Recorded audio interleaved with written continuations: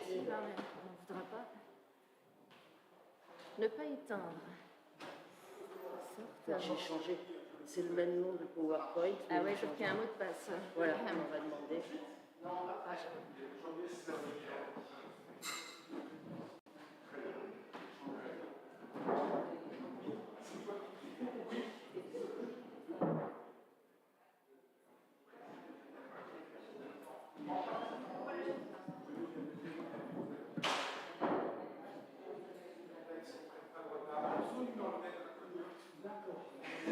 Compte sur moi, respectifs.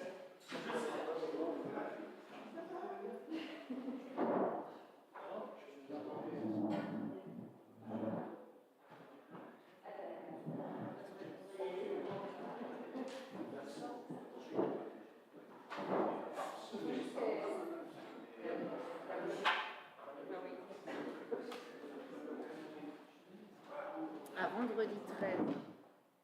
Ouais, c'est vrai que c'est pas un jour favorable. Tu sais, moi j'ai été 13 rue des Tuiles. Donc je crois que. Oui, on peut difficilement. Je t'ai donné la clé. Non, tu ne m'as pas donné. Ah oui. Il va y en avoir des clés. Ouais. Alors attends, je relève l'autre côté qu'on s'en mêle. La limite.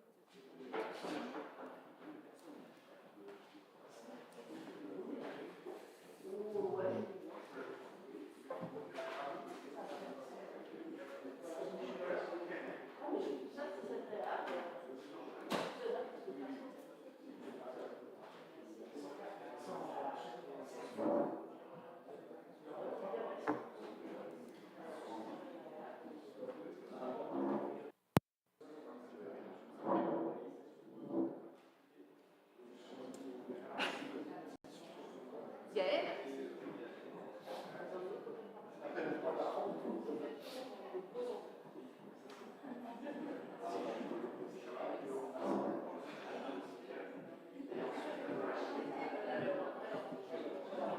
Merci.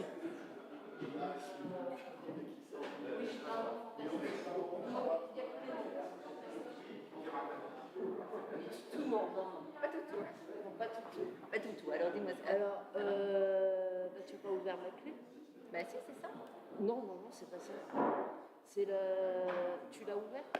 Ça s'appelle le D. Store un niveau D. Ah, Voilà. d'accord. C'est la réception des tituli, voilà, sur les monuments. C'est celui-ci. Ah, oui. Donc c'est nettement Parce moins que voilà. rigolo que ce que j'avais quand même. Oui, c'est nettement moins. Je suis désolée de te décevoir. C'est moins rigolo, oui. Voilà. Découvrir un côté créatif que je C'est connaissais celui-ci pas. le définitif. Voilà. Ouais. Enregistration. Je le mets juste sur le verrou d'antiquité. C'est gentil, merci. Il suffit juste de gaffer en dessous. Donc j'ai enlevé l'ancien hein, pour éviter les risques de confusion.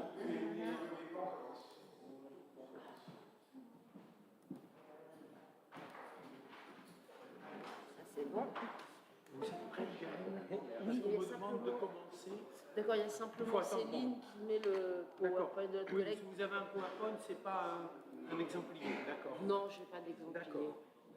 J'avoue que j'ai perdu l'habitude des exempliers avec tout ce qui s'est passé à distance. Voilà, alors nous sommes en train, bonjour à toutes et à tous, merci aux organisateurs de me faire confiance pour la présidence de cette séance. Je dois vous dire que j'ai reçu des instructions de la part des organisateurs pour être, je me tourne vers les intervenants de ce matin, pour être strict dans l'usage du temps de la demi-heure qui est impartie, compte tenu des conditions particulières de retour, de fin de congrès.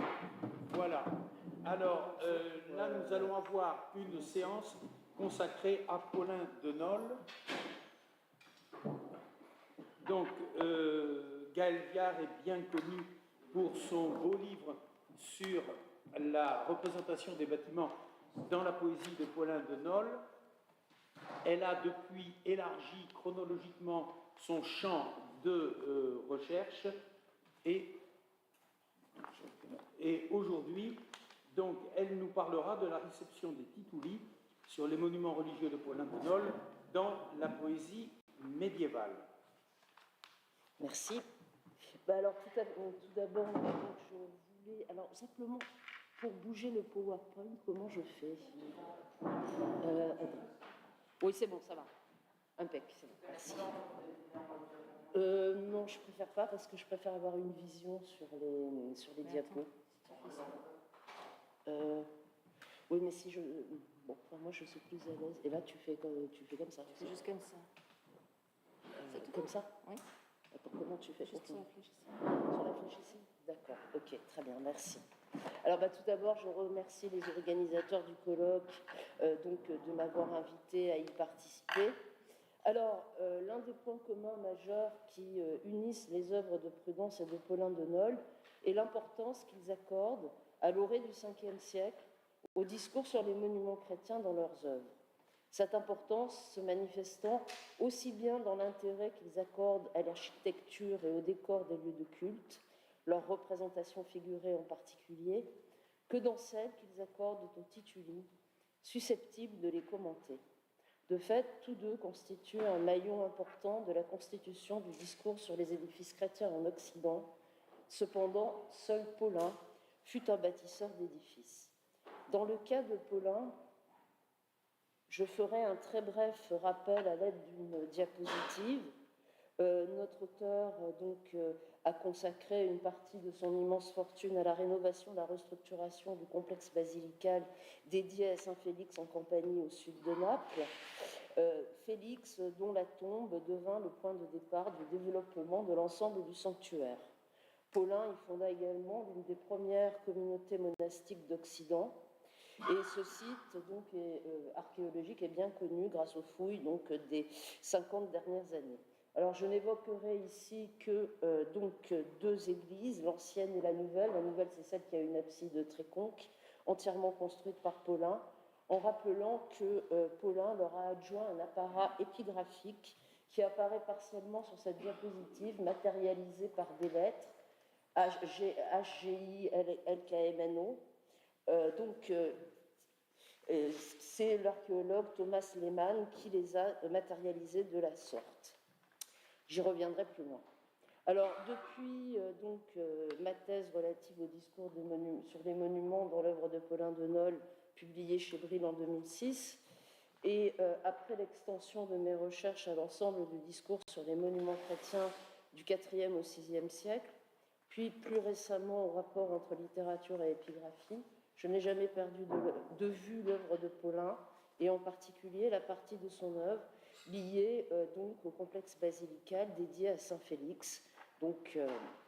Très vite, j'ai réalisé l'importance matricielle des textes de Paulin pour la suite du discours sur les monuments chrétiens en Occident, tout d'abord chez les poètes de l'Antiquité tardive successifs, puis mes recherches s'étendant actuellement vers le Haut Moyen-Âge et le Moyen-Âge central, dans le cadre d'un projet de recherche faisant l'objet d'une demande d'ANR, l'étude de la réception du discours paulinien sur les monuments de Nole dans ces textes postérieurs du 7e au 12e siècle, constitue, à côté d'autres influences, un enjeu important.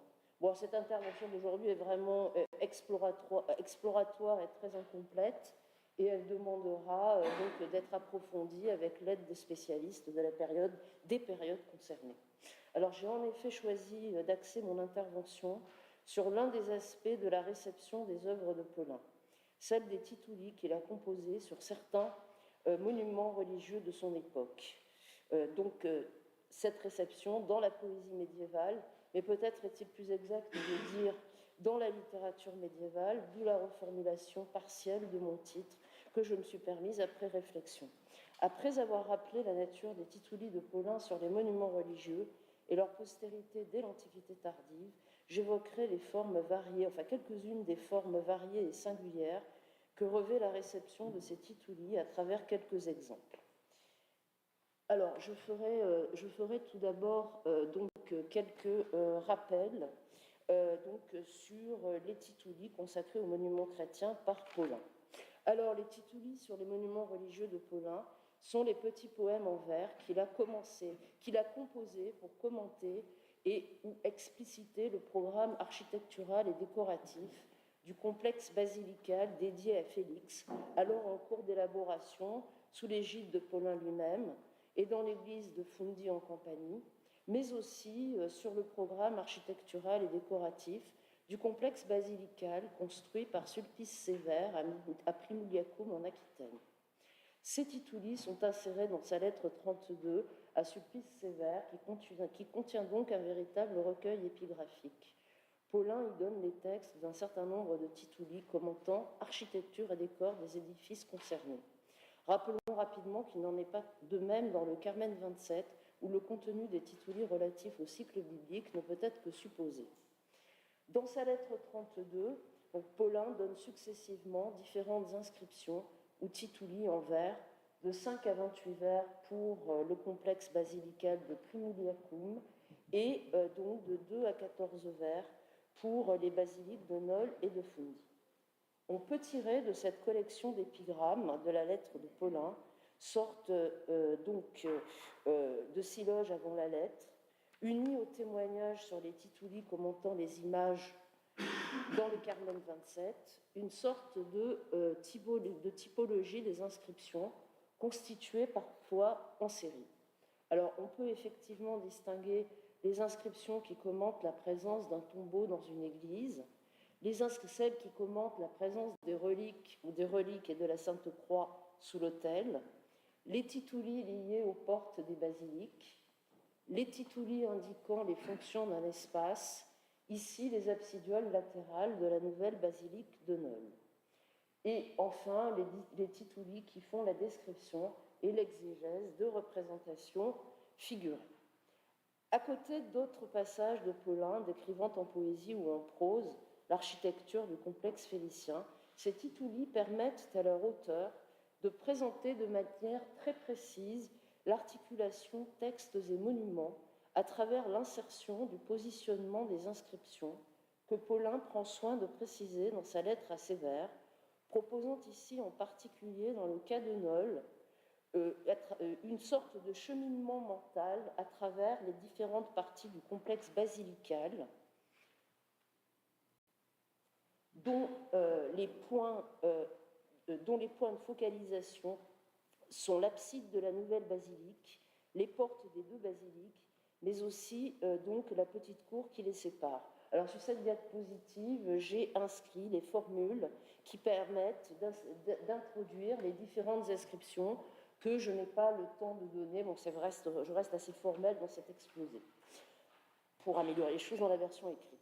Même si Paulin n'est pas le seul à avoir exploité l'immense potentiel du discours épigraphique sur les monuments, d'abord expérimenté par Ambroise de Milan et Damas de Rome en Occident, il me semble jouer un rôle primordial dans la constitution du discours sur les édifices chrétiens dans l'Antiquité tardive et au-delà au Haut Moyen-Âge, puis au Moyen-Âge central. Même s'il faut tenir compte d'autres formes d'influence, celles d'autres poètes, notamment celles de Prudence et de Fortina, ou tout simplement l'influence des monuments eux-mêmes. On peut citer par exemple le rôle qu'ont pu jouer les inscriptions en mosaïque, des mosaïques romaines, que l'on pouvait voir directement sur les monuments. L'un des apports essentiels de l'utilisation paulinienne des épigrammes potentiellement épigraphes me semble résider dans la notion de cycle de tituli, présente en particulier dans la lettre 32, qui me semble apparaître avec lui en littérature et que l'on voit réapparaître dès les décennies suivantes. La réception du projet monumental et spirituel de Paulin pour les basiliques de Nole apparaît dès l'Antiquité tardive à travers les poèmes de Sidoine Apollinaire pour l'église de Lyon et la basilique de Tours, mais aussi à travers les autres poèmes de la Siloge du Martinellus, les Carmina d'Énode pour les monuments de Pavie et de Novare, mais aussi les Carmina potentiellement épigraphes que Fortuna a composés pour les monuments de la Gaule mérovingienne. Tels sont les premiers maillons du réseau d'influence de ces tituli de Paulin qui va se poursuivre, à mon avis, au Haut Moyen-Âge et au Moyen-Âge central, à des moments essentiels de l'architecture chrétienne. Tous les tituli sur les monuments influencés par Paulin de Nole devenant à leur tour des sources potentielles d'inspiration pour les tituli ultérieurs, ce qui parfois complique la situation.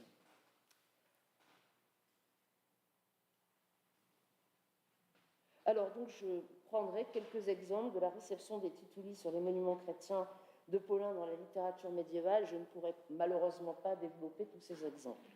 Dans un chapitre programmatique récent, intitulé Les Carolingiens et la poésie épigraphique, Cécile Tréfort évoque l'importance de la transmission des carmina potentiellement ou réellement épigraphiques à l'époque carolingienne, notamment sous forme de siloges copiés et recopiés dans les monastères, mais aussi par la diffusion des manuscrits.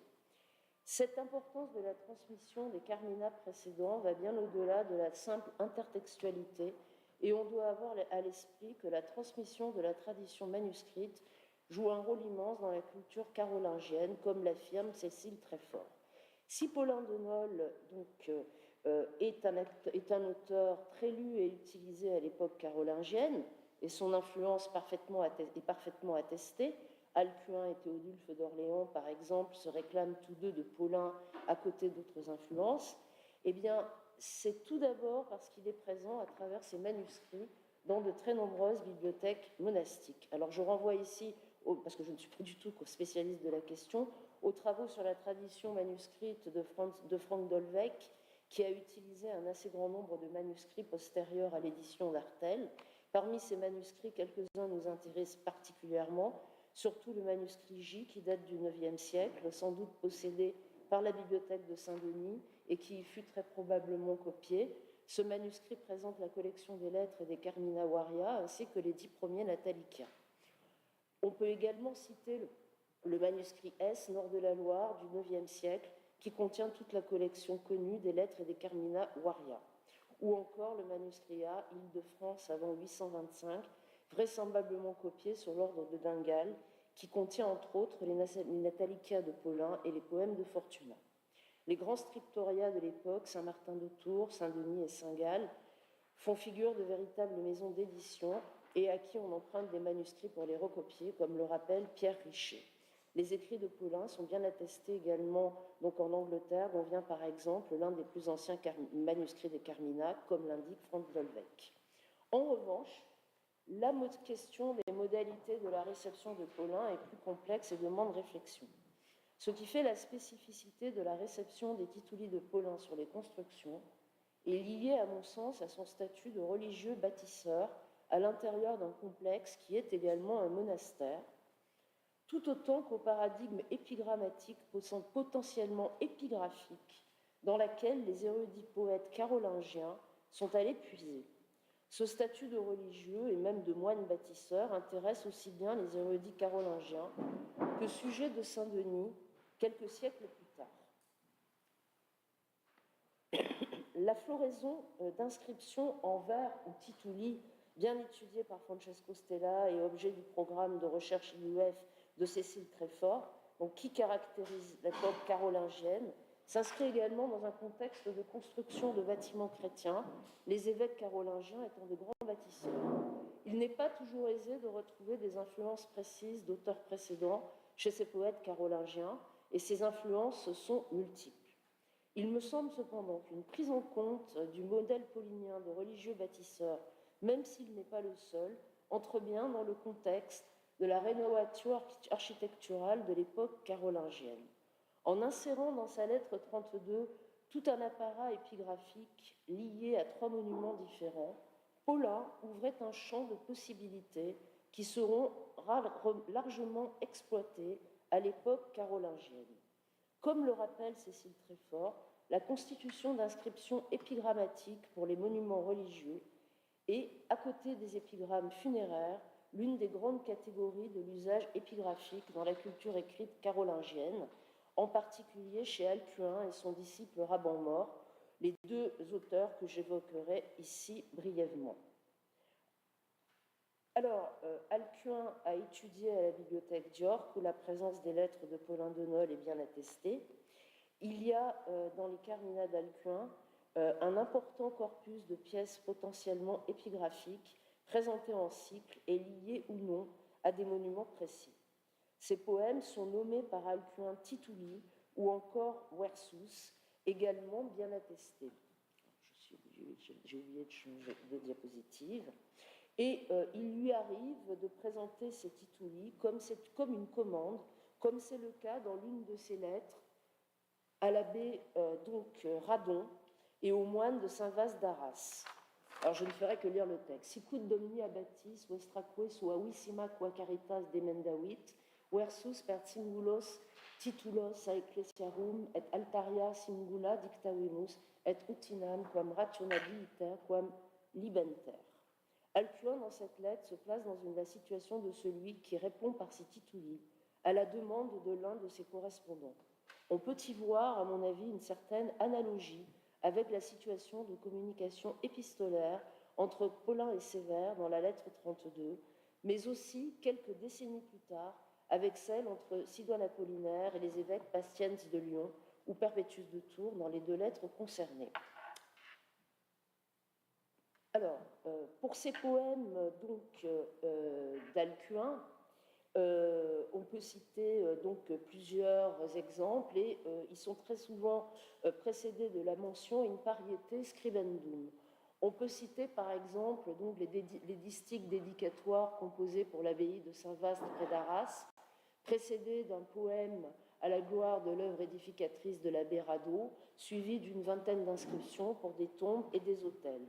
On peut également citer les poèmes sur l'abbaye de Saint-Amand, Elle-Non, composés pour Arnaud, évêque de Salzbourg et abbé de Saint-Amand, donc 14 poèmes pour des autels et des oratoires, et encore également les inscriptions composées pour l'abbaye de Noyers, à la demande d'Atto, abbé de Saint-Hilaire de Poitiers et de Noyers.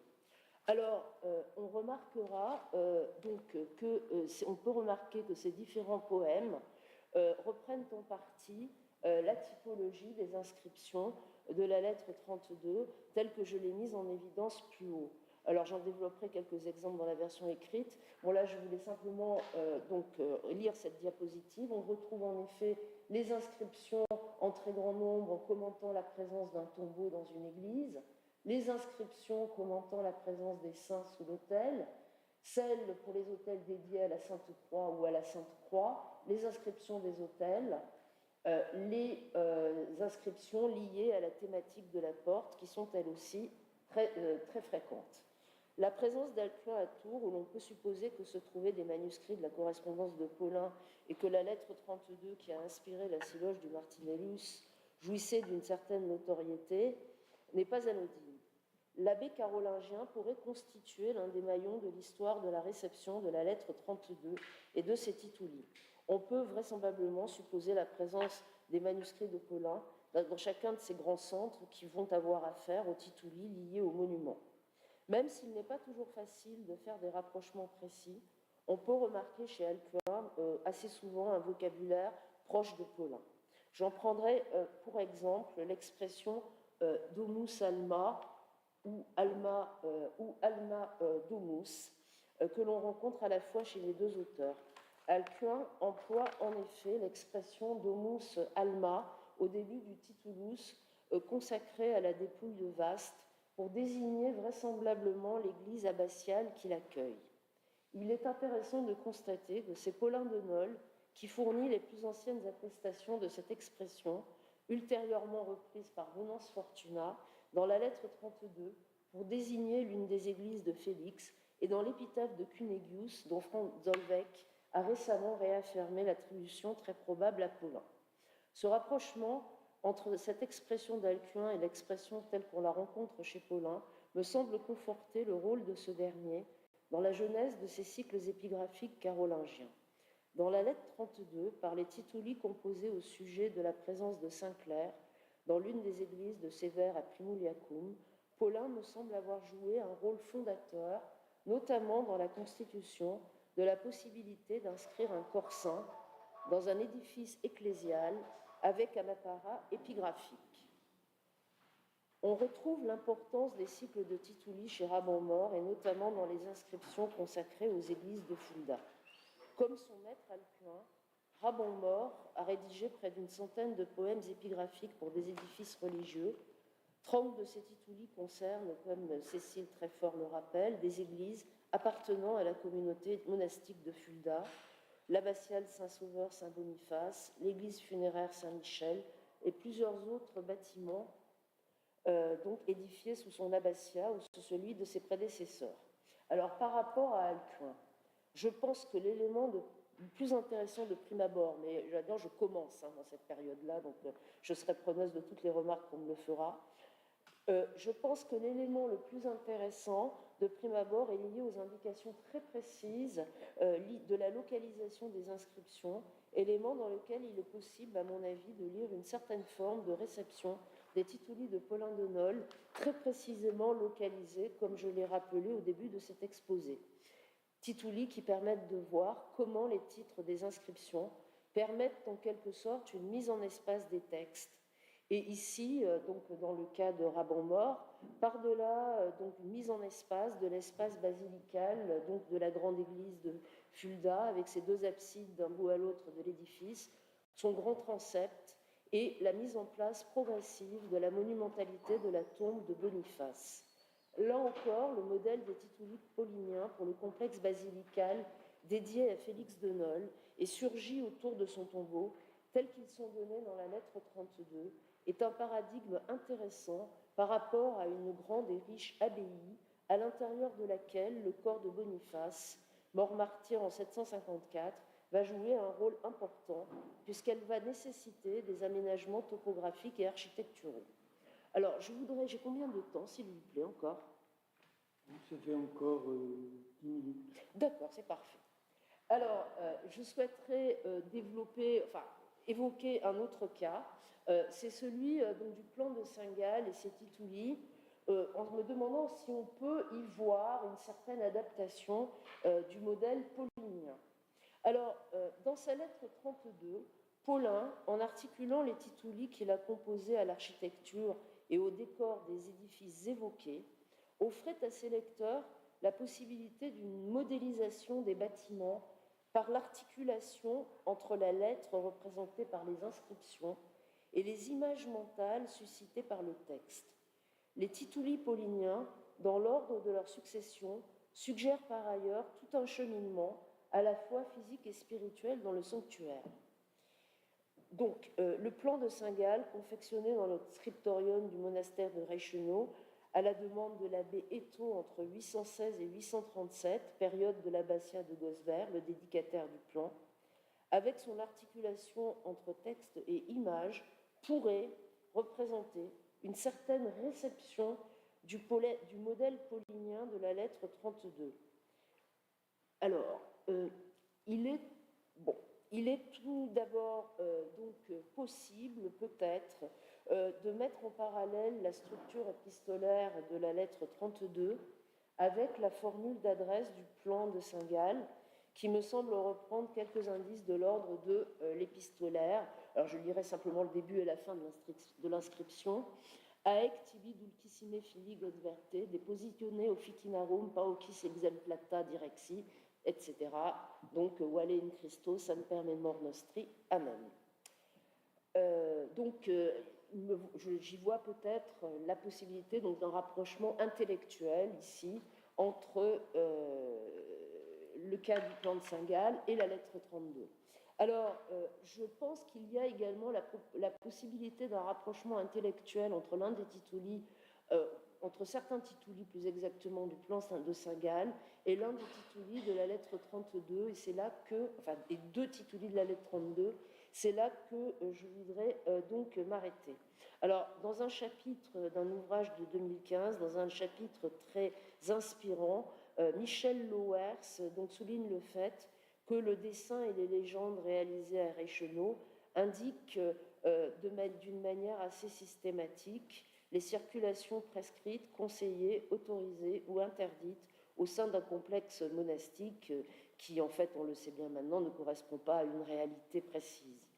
Alors, je pense qu'il peut être intéressant de comparer les tituli M et N du paragraphe 15 de la lettre 32, qui sont relatifs à la circulation des pèlerins à l'intérieur du complexe félicien, donc avec les tituli de Saint-Gall qui concernent donc plus précisément la circulation des pèlerins. Alors tout d'abord par la présence d'une route qui conduit au monastère, omnibus ad sanctum turbis patet aequia templum, quo sua vota ferantum de hilares redeant, et également donc les inscriptions se trouvant au-dessus des 3 porches du portail conduisant au monastère.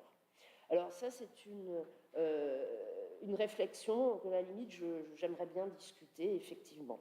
En tout cas, une possible analogie entre le corpus paulinien et les tituli de Saint-Gall me semble renforcée par le fait que le complexe basilical nolan est également un complexe monastique. Alors, je rappellerai simplement très rapidement ensuite, parce qu'on voit la diversité de la réception de Paulin, le rôle de Paulin dans le cadre des polémiques iconoclastes de l'époque carolingienne, avec les responsables de John Gall, hôtesse de l'évêque iconoclaste Claude de Turin, composés à la demande de Louis le Pieux à la suite du Concile de Paris de 825, et qui contiennent notamment, à l'appui de l'argumentation de leur auteur, à côté de citations d'autres poètes tardifs, de nombreuses citations des épigrammes de la lettre 32 qui manifestent une connaissance extrêmement précise de ce texte et constituent une véritable anthologie poétique, pour reprendre une formule de Franz Dolbeck dans son édition des Carmina. Cette anthologie donc, est orientée dans un double sens, donc la défense d'une certaine conception des 10 images et celle de la présence des reliques de la croix et des 5 corps dans les édifices.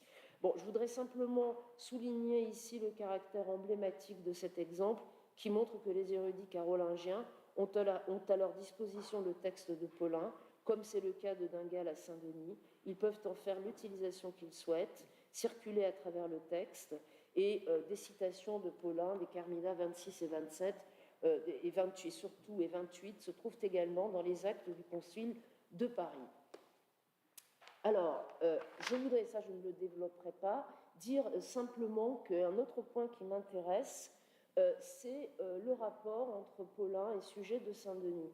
Alors cet examen des rapports entre les écrits de Sujet de Saint-Denis et ceux de Paulin de Nole entre dans le cadre d'une réévaluation de la présence et de l'influence des écrits de l'Antiquité classique et de l'Antiquité tardive sur Sujet, donc influence longtemps minimisée par la survalorisation de l'influence des écrits du pseudo-Denis. Alors c'est une question qui n'est pas tout à fait vierge, et Andreas Hartmann-Virnich, mon collègue d'Aix, m'avait dirigé vers un ouvrage de Speer et Binding donc sur Saint-Denis, et donc cet examen a été en partie mené dans l'un des articles de cet ouvrage, mais je pense qu'on peut vraiment l'approfondir à nouveau frais si on prend en considération les différents aspects du modèle offert par Paulin à Sujet.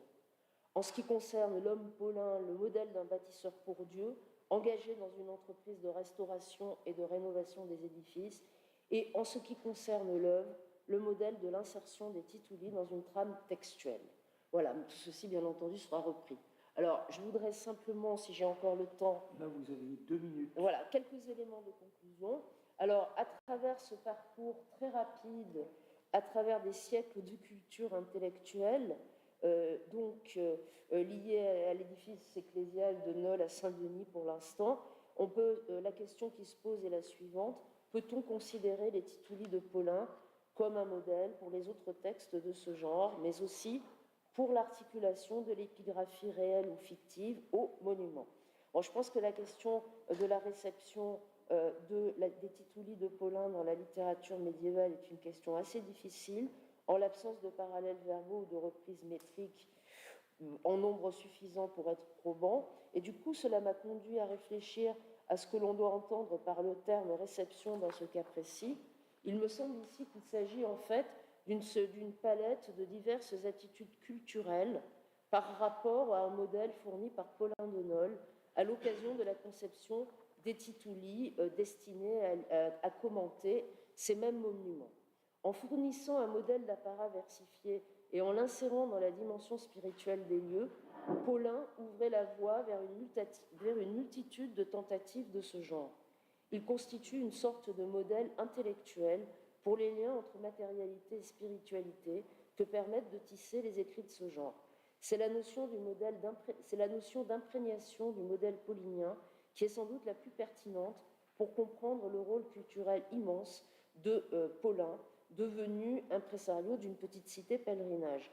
Le caractère potentiellement indirect de l'influence des tituli pauliniens n'exclut à mes yeux ni son importance ni son intérêt.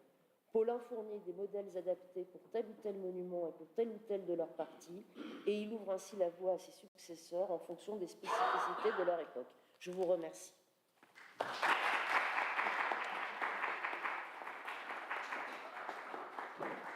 Parfait. Merci Gaël pour cette intervention exploratoire qui laisse augurer de beaux développements.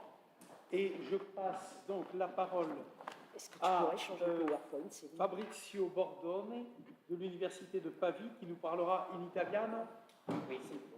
Due santi, una sola lode, il riuso dei natalicia paoliniani nella cronica di Leone Marsicano.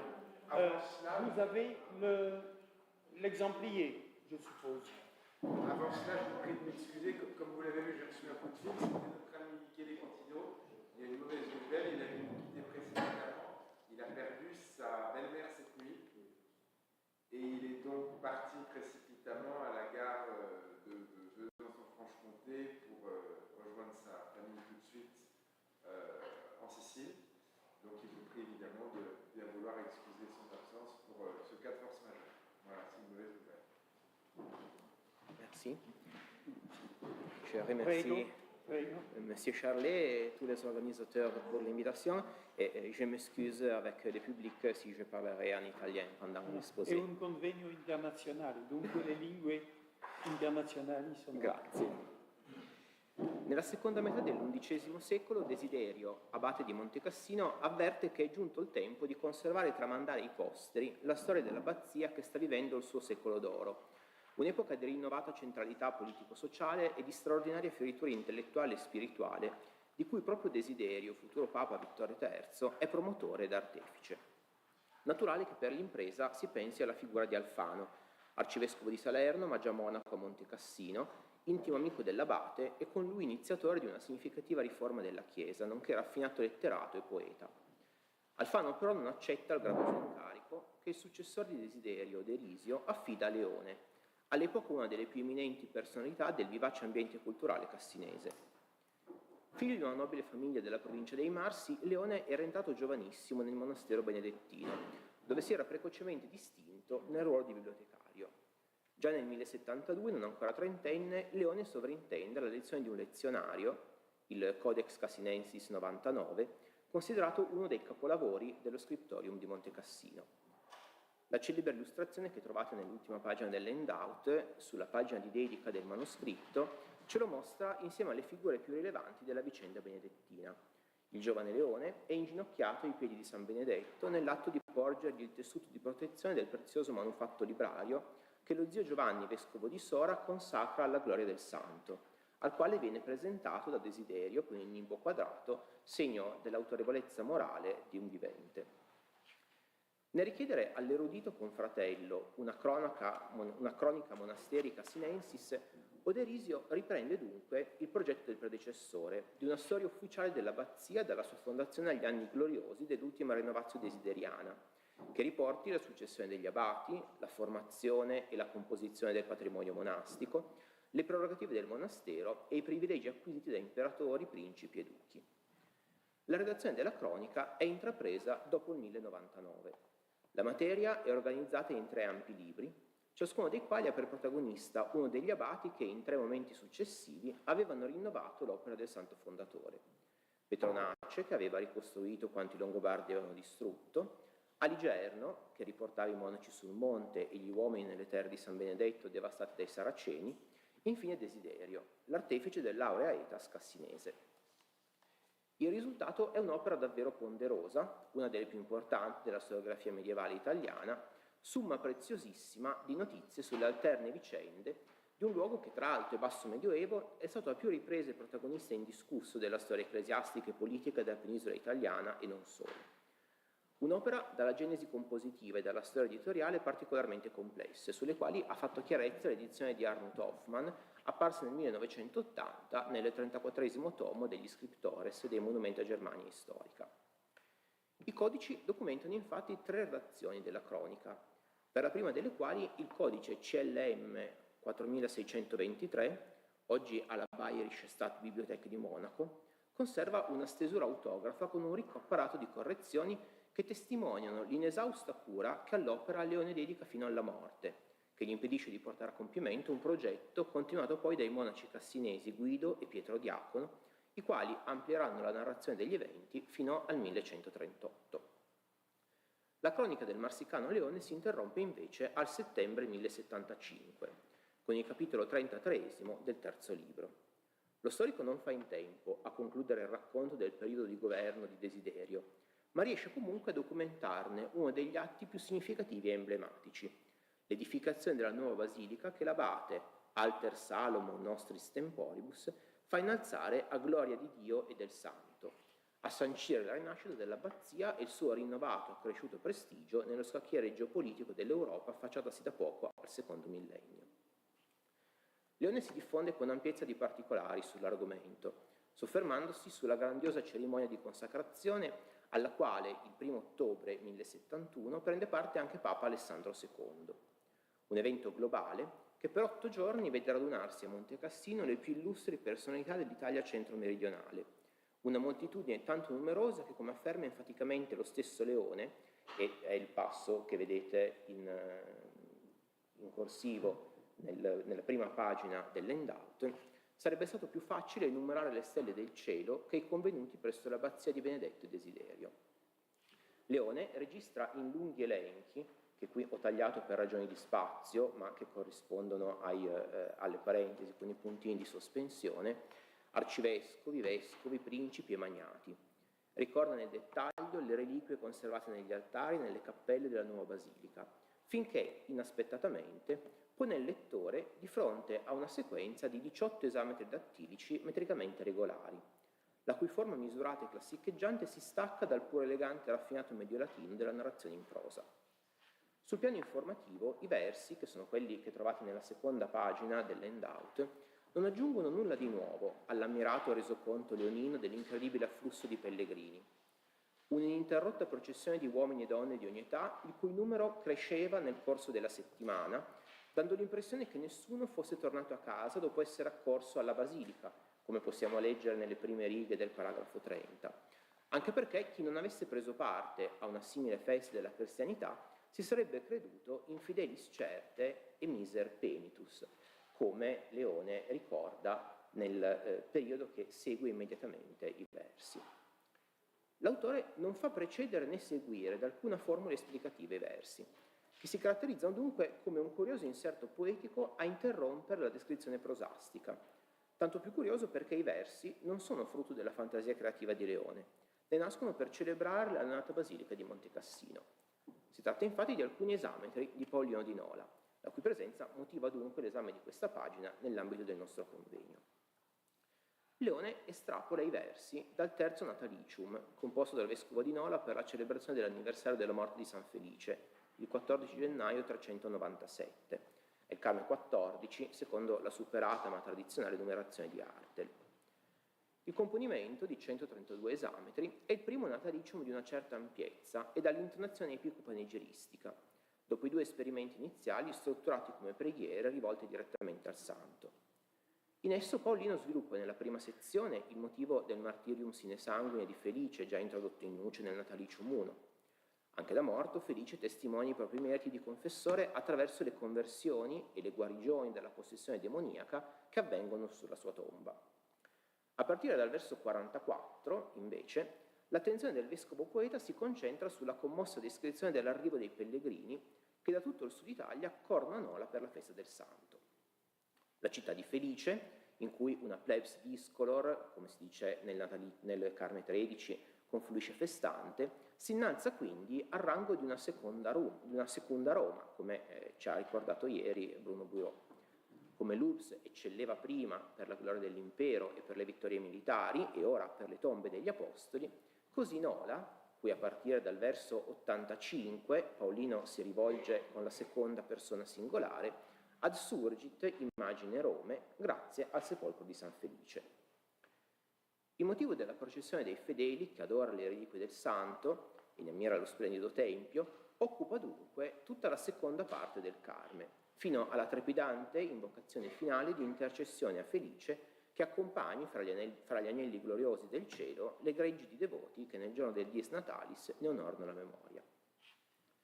Esaminiamo ora nel dettaglio i versi del terzo Natalicium che Leone inserisce nella cronica monasterica sinensis, cercando di descrivere la manipolazione compiuta sul modello poetico. I primi 3 versi di tale excerptum poetico, l'ultimo dei quali è un emistichio interrotto alla cesura pentemimere, trascrivono fedelmente il periodo che occupa i versi 49 e 51 del terzo Natalicium.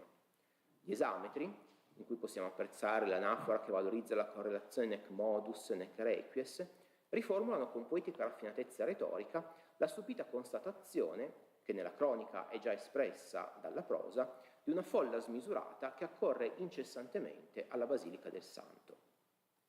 Come potete vedere alla nota 1, nella terza pagina, la clausola agmine denso conferisce all'esametro paoliniano un evidente colore virgiliano.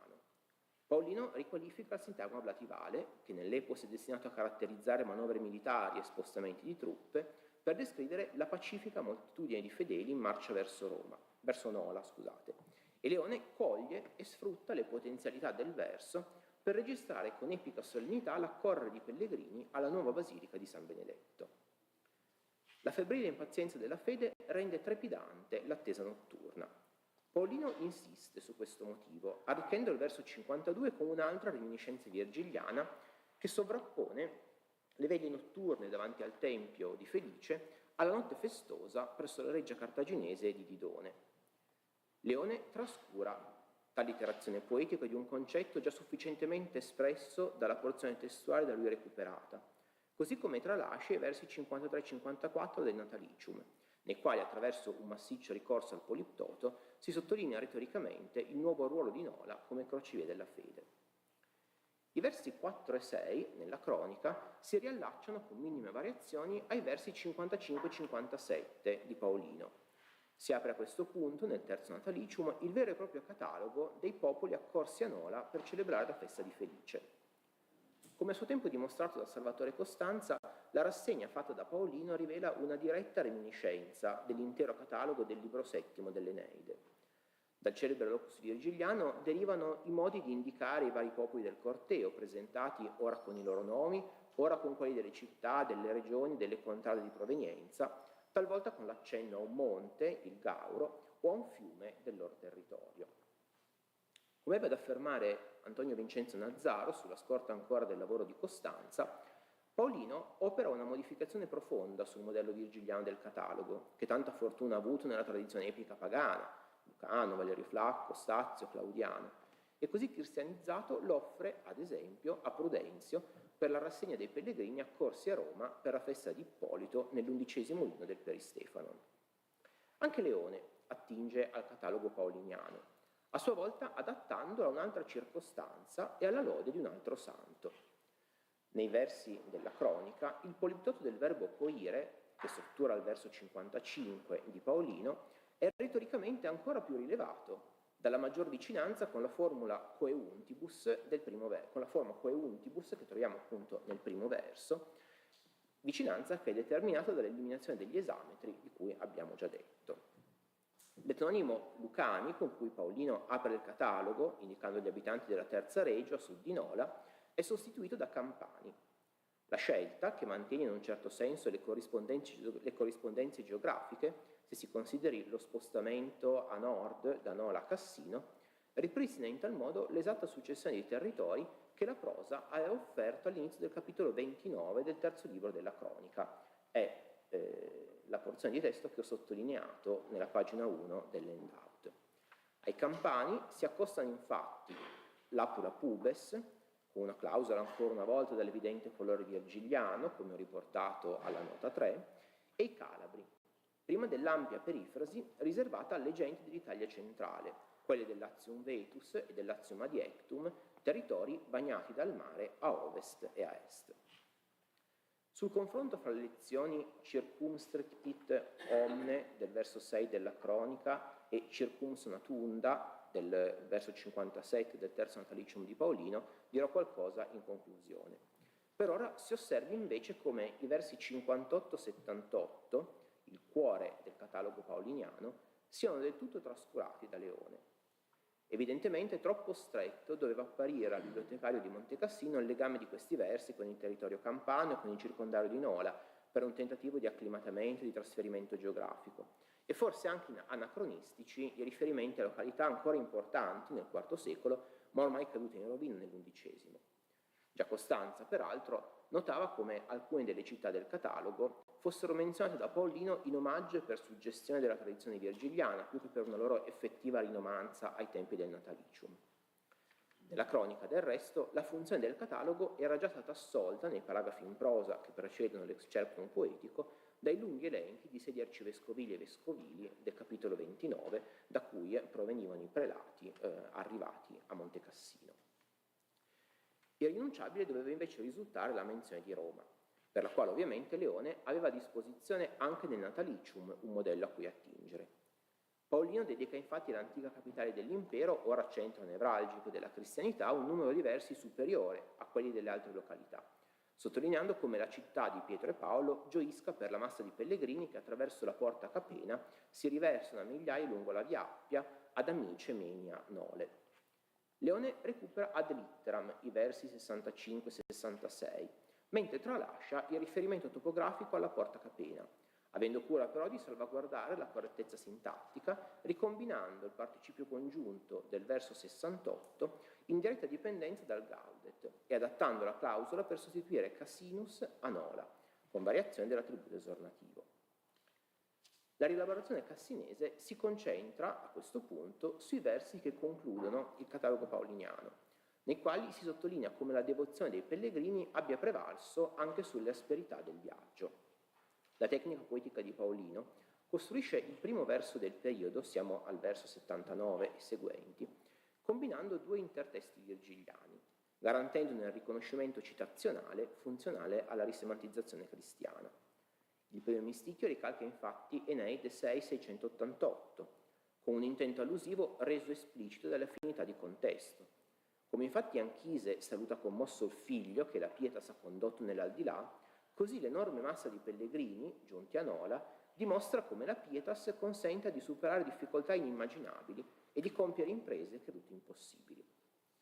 Tale ripresa allusiva è contaminata nel secondo misticchio con l'evocazione del celeberrimo motto virgiliano Amor vincit omnia, con l'aggiunta del genitivo Christi, che svuota la sentenza virgiliana della sua pregnanza erotica e porta al poeta cristiano dalla constatazione che il fervore religioso dei pellegrini ha vinto i disagi del viaggio alla considerazione generale che l'amore per Cristo trionfa sulle difficoltà dell'errabonda umana esistenza, come rileva anche la variazione del tempo verbale dal perfetto al presente.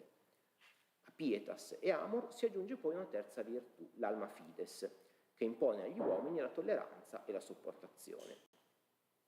Anche in questo caso Leone riusa soltanto la prima parte del periodo paoliniano, intervenendo sulla clausola del verso 79, analogamente a quanto già fatto in precedenza, con l'inserimento del genitivo benedicti, che indebolisce il colore virgiliano del secondo misticchio, ma rende più esplicito l'adeguamento al contesto celebrativo.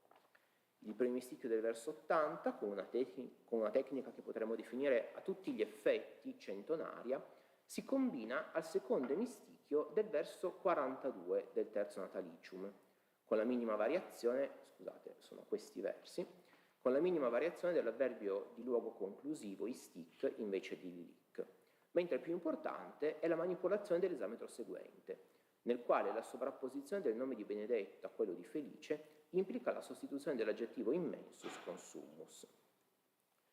La trasposizione dei versi del Natalicium prosegue quindi con i versi 44-46, che avevano aperto la sequenza catalogica in Paolino e che ora invece in Leone la chiudono.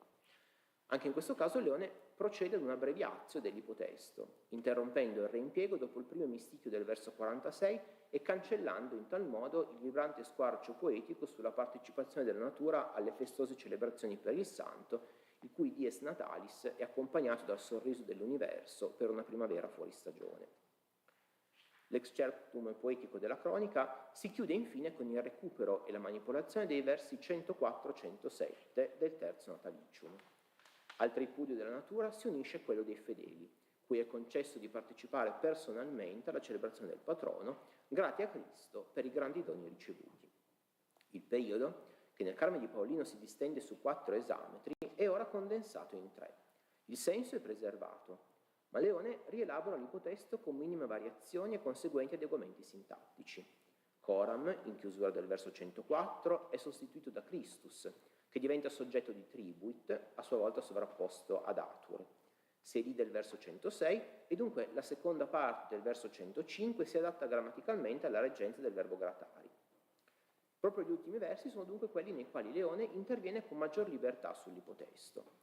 L'impressione è che il monaco cassinese abbia progressivamente acquisito una certa familiarità con la dizione poetica paoliniana e in conclusione voglia dimostrare la propria abilità in una sorta di emulazio del modello. L'analisi dell'opera compiuta da Leone ci autorizza ora ad abbozzare qualche considerazione conclusiva. Innanzitutto, l'excerptum che abbiamo esaminato costituisce un unicum nel contesto della cronica monasterica sinensis.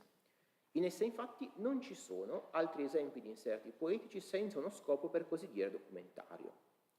Gli altri versi che vengono citati sono infatti titoli epigrafici, come le didascalie per l'abside della nuova basilica attribuite ad Alfano, che troviamo sempre nel terzo libro, oppure i titoli per la chiesa di San Michele Arcangelo fatti edificare dall'abate Potone nel primo libro, o i 4 versi in tutto per la chiesa di Santa Maria voluta dall'abate Teodemaro sempre nel primo libro. Oppure, nel caso dei 10 esametri riportati al paragrafo 15 del primo libro e indirizzati a Paolo Diacono dopo il suo ritiro a Monte Cassino, sono una sorta di epistole in versi che la cronica assegna a Carlo Magno.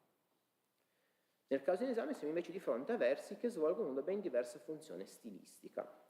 Nel momento cruciale della narrazione, quello in cui la cronica assolve uno dei suoi scopi primari, ovvero la celebrazione di desiderio attraverso la memoria di una delle sue imprese più straordinarie, l'inserto poetico non aggiunge informazioni, ma innalza il tono, conferendo maggior solennità al dettato in prosa. La peculiarità delle circostanze descritte sembra richiedere, peraltro, strumenti nuovi ed inconsueti, all'interno di un'opera che pure si segnala per una prosa ricercata e ispirata a numerosi modelli, tanto cristiani quanto classici, come messo in evidenza già dall'Hoffmann, e che nello specifico si caratterizza per il riuso, per finalità artistiche, di numerose fonti agiografiche, da cui più che elementi contenutistici si ricavano brevi espressioni, costrutti e persino singoli vocaboli, come rilevato da una delle studiose che si sono più assiduamente dedicate alla cronica, Anna Maria Fagnoni. In questo caso il modello poetico è citato in maniera trasparente e manipolato per assegnare significati nuovi a parole antiche. Il ruolo di modello è assegnato al terzo Natalicium di Paulin de Nole, un testo certamente vicino alle esigenze narrative di Leone, in quanto consacrato alla celebrazione di una festa religiosa presso la Basilica del Santo Epicorico, che però acquista una dimensione per così dire universale, grazie al pellegrinaggio di una moltitudine di popolazioni. Testo del quale però si riconosce sicuramente anche l'intonazione epicizzante e dunque solennizzante che gli deriva dalla cristianizzazione di situazioni e movenze tipiche dell'epos virgiliano.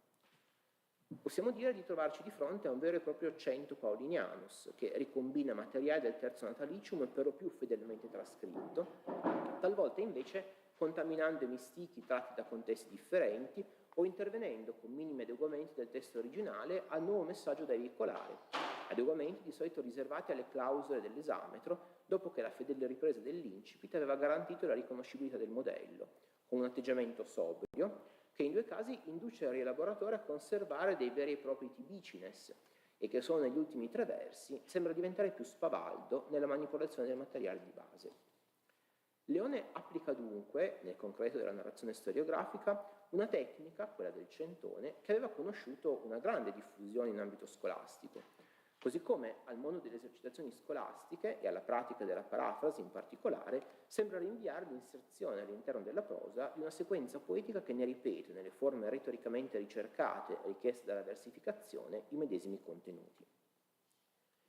Il fatto che ad essere oggetto di una simile retractatio sia un Carme di Paulin de Nole, infine, conferma il ruolo di classico cristiano che l'autore dei Natalicia aveva ormai assunto.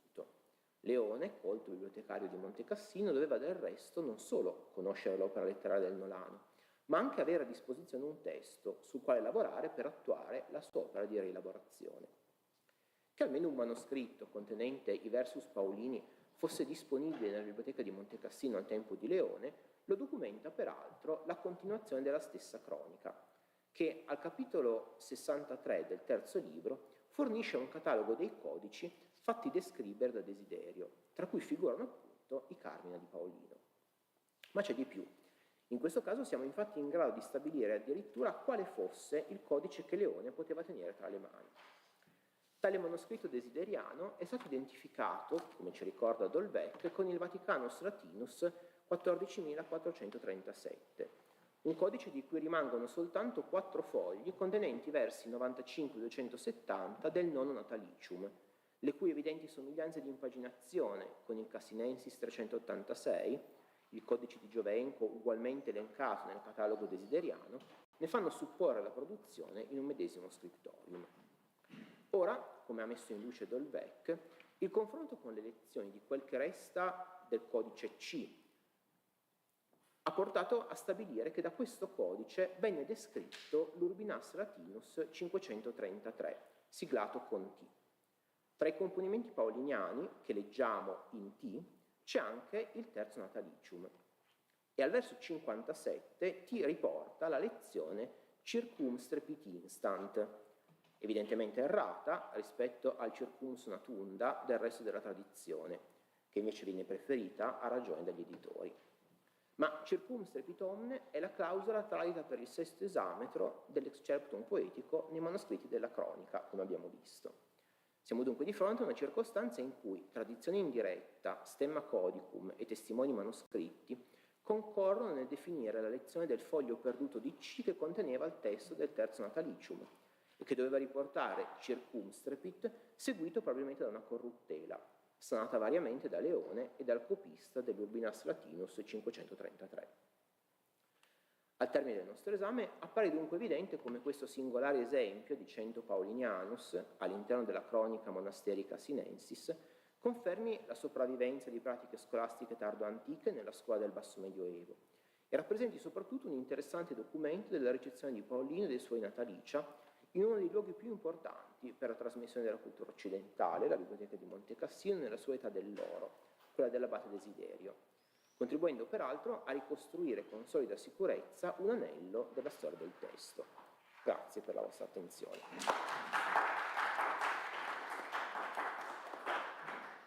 Grazie al collega che ha così bene analizzato un caso affascinante de remploi de Paulin qui relève du son temps, et bravo pour l'identification du manuscrit aussi, ce qui prouve que la codicologie, la paléographie et la recherche littéraire sont toujours imbriquées les unes dans les autres. Merci beaucoup et merci de la ponctualité, puisque vous avez même terminé un peu avant les 30 minutes.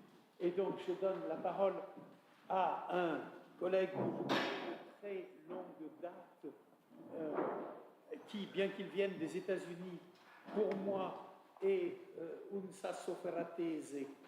Certains dans la salle comprendront le sens de cette parole. Donc, notre collègue Node de l'Université de Baylor, Texas, qui nous parlera, et alors nous avons eu le français, l'italien, nous aurons l'anglais, in inglese, siamo un convegno internazionale, dunque di Paulinus of Nole's Deubiti Celsi in the composition of medieval consolation literature. Grazie, buongiorno, grazie agli organizzatori di questo congrès. I will present my paper in English.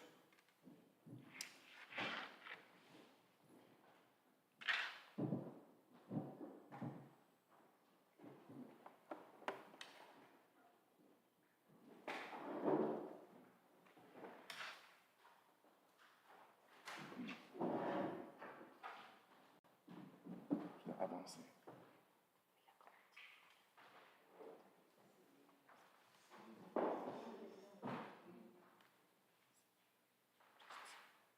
Okay, which one is this? Okay, thank you. The earliest Latin Christian literature written expressly to console the bereaved on the death of a loved one include prose works by various authors in various genres: Cyprian of Carthage, Ambrose, Jerome, and Paulinus of Nole. One poem joins that group, addressed to the parents on the death of a boy named Celsus, written by the same Paulinus. It's the first Christian consolatio mortis in verse form, first Christian poem in elegiacs, joining and supplanting Virgil's and Ovid's consolations in elegiacs. The 316 couplets of De Obitu Celsi have received bounteous interest and critical attention, with valuable studies of the poem's sources and purpose and themes recently published, many by colleagues in this Congress. Almost a century ago, De Obitu Celsi received harsh criticism for what was considered as its faulty composition, when Charles Favet described it as repeatedly off-topic, more of a work of theology than anything that is supposed to fit the genre of consolation, and even then, not making a consistent whole. 50 years after Favet, Charles Fontaine regarded the poem more sympathetically, seeing Paulinus's poetic project as a form of consolation that helps strengthen the bereaved's faith in the resurrection of the dead. And most recently, André Basson has defended Paulinus's success in developing a form of consolation emphasizing Christian asceticism, and seeing that where Paulinus seems most to digress is where he means to emphasize something essential to his consolatory message. The present study's focus returns to the poem's composition, specifically to consider it as a rhetorical proto-dialogue between the initial position of the bereaved against the desired repositioning by the consoler. De Obitu Celsi presents only the consoler's voice directly, as he addresses the bereaved parents of Celsus, but the consoler also articulates the bereaved's attitudes and even sympathizes with them, as well as his own reformed attitude inspired by the deeper Christian faith he wishes to awaken in the bereaved. Dialogue, even debate, is useful when the bereaved's sense of irretrievable loss meets the consoler's promise of immortality, resurrection of the body, and final judgment and reward. And yet, dialogue is not a typical feature of early consolation literature. Dialogue is not the structure of Seneca's consolations ad Helviam nor ad Polybium, nor is dialogue used for the consolations of Ambrose or Jerome. For poetry in the consolatio mortis genre, however, rhetorical dilemma branches open to form a debate and resolution, which is used for the first time by a Christian poet in De Obitu Celsi. Dialogue, as is well known, becomes a prominent feature in medieval consolation literature, and thus it is also our interest here to consider, with reference to Paulinus's proto-dialogue, the direct dialogue of consolations of Agius of Corvey and Lawrence of Durham. Lawrence of Durham, 12th century, Agius of Corvey, 9th century. André Basson has come close to recommending dialogue and debate in the structure of De Obitu Celsi when he observes that Paulinus at first allows for what appears to be two equally valid but mutually exclusive attitudes, grief and joy, and points to Paulinus's fondness for expressing profound emotional distress in this manner. Paulinus's expression of contrasting positions, however, need not be considered limited to that of grief or joy, for it also debates over the latent doubts about Christianity's promise, and even over the divergent Greco-Roman and biblical worldviews. Christianity's impact on the consolation genre achieved nothing less than to change its very concept and meaning, while every experience of bereavement at the death of a loved one entails crisis and conflicting feelings. Christians are advised to hope for everlasting reward for virtue, far beyond resignment to death as the natural end of one's existence. Christians are constantly presented with this lesson, as witnessed in the many martyrs from the very first cases of the massacre of the innocents and the stoning of Stephen. Thus, while some form of dilemma over various cases of loss and fulfillment is a natural feature of all bereavement, it is magnified by Christianity's claims of faith in an afterlife that includes bodily resurrection. Paulinus's art, rather than producing a faulty composition, gives orderly expression to that conflict in three aspects: between natural grief and religious joy, and then between lingering doubt and enduring abiding faith, and finally, between pagan mythology and biblical doctrine. And it offers a resolution in the conflict in the practice of virtue. Paulinus consoled the parents with hope in the afterlife over against fatalistic perceptions of death and somber mourning. This conflict is part of Paulinus's general involvement in the Christian perspective on death and rebirth. The Christian consoler's theological remedy for the close of death is the incarnation and the resurrection. The new Adam, born in mortal flesh, but also the immortal, eternal Son of God, who experienced the reality of death, but also effected victory over death, who transcended dark for light, overcame guilt by innocence. And he counsels transferring the traditional duty of mourning for the dead to a mourning of one's own sinfulness, while celebrating Christ's victory over death. Through a dialogue form, Paulinus proceeds gradually through opposing arguments toward the resolution that presents in detail the new attitude Christians should have and the reasons why. The poem begins with a standard rhetorical dilemma of the poet, who will point out that he is a bereaved parent himself. He reflects on whether to mourn or to rejoice, and he presents arguments for both powerful but opposite reactions in himself. The boy deserves both. Love suggests both, but secular tradition demands one, the one of mourning. Faith, the other, rejoicing. The child's premature death causes the parents to suffer and the poet to weep. But he posits, on the other hand, reçues, that the early death brings everlasting happiness the more quickly. Quid agam? What should I do?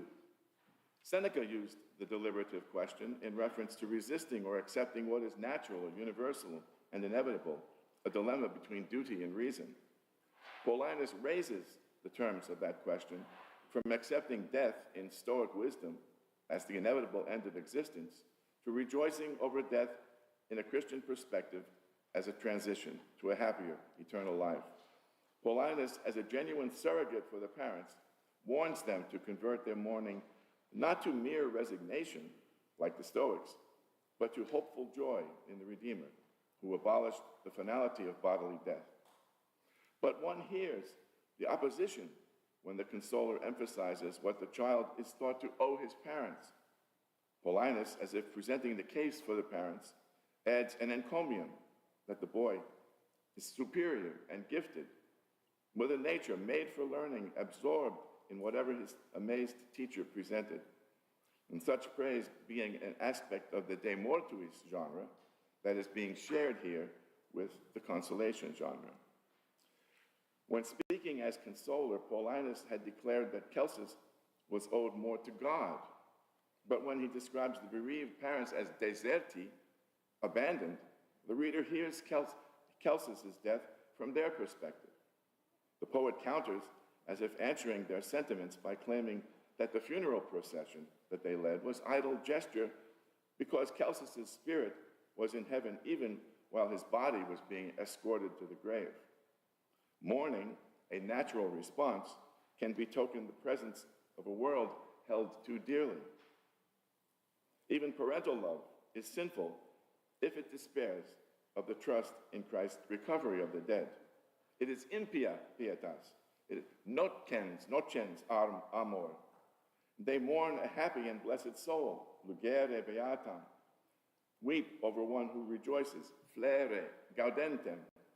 They convert the law into transgression, lex and error. We look to ourselves and not to the Lord, nos and dominus, and corrupt faith by deceit, fides, fraudes. The oxymorons and antitheses in 5 lines offset the old way from the new. The focus on Christ's saving work supplies an eschatological eternal consolation as the consoler begins to move the argument beyond exhortation simply to overcome mourning toward sanctification of life. His parainesis aims not merely to win the debate between mournful despair and joyful hope. That's only the first step, but to call the parents to action. But there can be no easy claim of victory over the parents' grief. Just as doubt troubled other bereaved followers of Christ back through the ages to the very apostles, Paulinus addresses the doubt that is latent in the parents. The reader hears the focus on the issue in the repetition over a large section of the poem. Dubiae mentis, dubitantibus discipulis, dubitavit apostolus, fermavit fidem dubitando, dubitantibus, etc.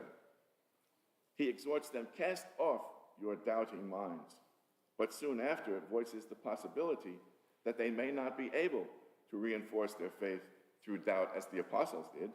He adds, but if you should say that one cannot trust what is written. When the poet then inserts an apostrophe to the human race as mortales miseri and querulum genus, he immediately adds, O vain ones, do you chase after what slips away? And even do you love it? The rebuke is meant mainly for the parents, for it is they who are the victims of materiality that limits vision and faith.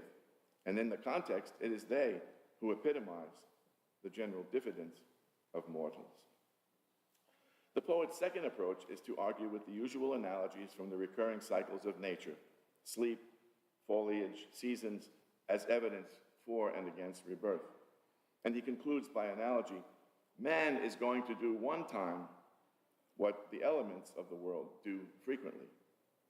But Paulinus immediately acknowledges that such analogies are insufficient, and so he voices the challenge.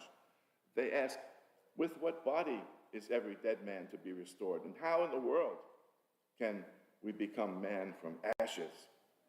As the analogies from nature begin to reach the limit, the consoler appeals to the faith of dead seeds to produce new crops and fruits. And he responds as if he hears a diffident reply from the parents. What perverted faith and lack of confidence we have when we put our trust in the earth and doubt what comes from God. The poet, however, must still respond to the change that the soil can be deceptive and the crops do often fail. But he points again to their incredulity when he turns to the human body on Judgment Day. On that great day we shall behold bodies we now think consumed, arise to God. He then replies to the subsequent challenge, what if corpses at present are consumed by fish, or birds, or wild animals, or have their bones scattered? But he senses that they are still doubtful. If you doubt that ashes can be restored, and their bodies and souls brought back to their vessels. But to reply, he must revert to evidence from the Bible, the famous passage from Ezekiel, where dry bones in the desert are reassembled into life. But again, the poet understands that the analogy does not satisfy the opposition, as his strong anticipatory language makes clear. He says, in case you perhaps consider the clear vision of the sacred prophet Ezekiel to be empty, dreaming of a man asleep. And thus, each time a point is made, it is forced ever deeper into the spirit of debate. The solution is the Christian form of piety, to rejoice and mourn, to rejoice in the redemption, laetificate, pellite tristitiam, induite laetitiam in fide. Luctus decet illos quibus omne bonum est in tantum saeclo vivere. But mourn not for the blessed dead, but rather for personal sin. The poet's rhetorical repetition emphasizes the integrated solution. flere, utilibus lacrimis, lugere, peccatum, fletu salubri. Even more apropos are the examples of repentance and humility set out in the New Testament parables, especially those of the prodigal son and the rich man and Lazarus. The repentant prodigal and Lazarus resemble those in deep mourning. But the motivation is different, and only in this ascetical way are their mourners' tears useful. This is about as far from understanding of mourning in classical consolatory literature as he could possibly get, as Basson observes. That viewpoint is consistent with Paulinus' organizational principle of juxtaposing opposites, thus confronting the structure of debate to a third stage, where Paulinus offers details from the pagan myths, possibly derived from Ovid, on what the dead experience in contrast with scenes from the parables, using the topos of the lies of the poets, the commentavatum, in which he and the parents were schooled. He sets the dogs that lick the sores of Lazarus against the triple-mouthed Cerberus in the underworld, and old Abraham, who holds Lazarus in his bosom, against old Charon, who frightens the shadows, the shades, the umbrae, in the underworld. But sinners still correspond to the old vision of mourning and fear. The rich man in Hades, as he cries for thirst for a drop of water, resembles those tormented by the Furies and the torments of the underworld, Titus, Tantalus, and the Danaids. And then, with a last image, the poet exhorts the bereaved parents to take consolation from his words, and he presents Celsus at play with the infants killed by Herod. And those innocents would be viewed as ill-fated victims, but with the vision of faith become the first victorious martyrs for Christ. Proper mourning is resolved as a life of asceticism and penance and joyful expectation. The composition of De Obitu Celsi as an integral dialogue is even more visible when compared with Paulinus' prose epistle, Epistle 13, his only other extant consolation or consolatio mortis, which is not a dialogue. In the letter, Paulinus points out that Pamachius' wife, Paulina, had lived a virtuous life, and she was to the fullest, and she was old in the best possible meaning. And he commends her husband for observing proper mourning and then turning to almsgiving. The bulk of the letter is devoted to describing Pamachius. He's one worthy of commendation rather than needful of consolation. In this case, the bereaved was already resolved and wise. And the only doubt expressed in the letter is confidence in the resurrection, the doubt being of our meriting so great a gift, and always in the first person plural. We have no doubt, he says, about the truth of the blessing, but about our deserving it. And when Paulinus mentions the lies of the poets and the philosophers' false theories, he gives no suggestion that Pamachius is attracted to them. After the age of Paulinus, Venantius Fortunatus composed many epitaphs, but scholars have reservations about classifying them in the specific genre of consolatio mortis. Peter van Moos, for example, observed that while in Venantius there are poems of lamentation, ploratio, there are only a few faint verses of consolation, according to Van Moos's strict definition of consolatio as addressed to one or more mourners, or the speaker himself, soon after death. Speech intended to alleviate or overcome grief, unquote. In the 9th century, Paschasius Radbertus of Corbie Monastery in Picardy composed a prose vita of Saint Adelard, an influential 8th century abbot of Corbie, which includes a large section describing Adelard's illness and death. But what makes Paschasius' composition of interest to the Consolatio Mortis tradition is the eclogue of the two nuns, a eulogy in 181 hexameters appended to the vita. The two lamenting nuns defend the opposed but customary reactions of sorrow and joy that each bereaved emphasizes respectively. The ensemble also makes what resembles a prosimetrum in two halves.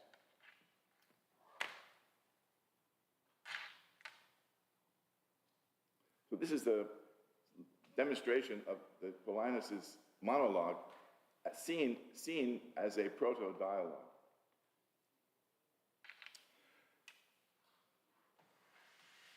And the three areas of natural grief, lingering doubt, and pagan myths, and resolution as a life of virtue. About 50 years after Paschasius, Augeas, a Benedictine monk and priest of Corvey, daughter house of Paschasius' Corbie in Picardy, and founded by the same Adelard, attached a verse dialogue to his prose vita of a secular canoness and abbess Hattumoda, a blood relative in 874. This dialogue has a fully formed debate structure, at the start of which the poet immediately announces consolation as his purpose. The great merit of these women compelled me to say a few things for the sake of consolation, he says. In dialogue with Augeas, there are 3 to 5 women of the community. Consoler Augeas and the bereaved women interact in an antithetical strophe-antistrophe pattern with the topics of some of the phraseology that produced the debate structure of De Obitu Celsi, but now in 2 distinct voices. The dialogue shows a debt to Fortunatus's elegies 8.3 and 9.2, which critics consider as direct in its appeal to scriptural precedent regarding the inevitability of death and its catalog of saints.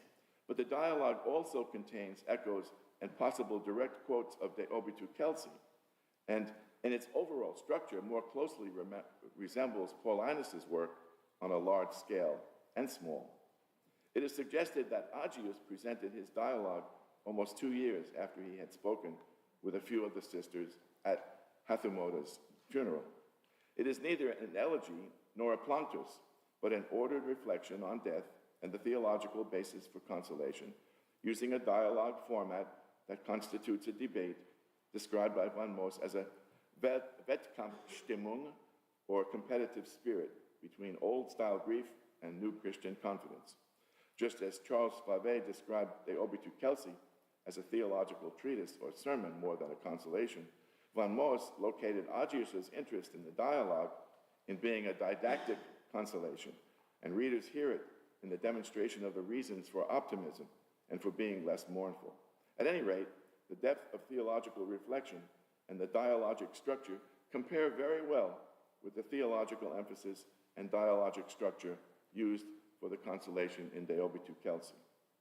To illustrate, Augeas first expresses his loving familiarity with the deceased and pays tribute to Hattumoda's special virtues and early death. Then he debates whether the bereaved should mourn or rejoice, and in what way, with parallel arguments and some of the same phrases as Paulinus.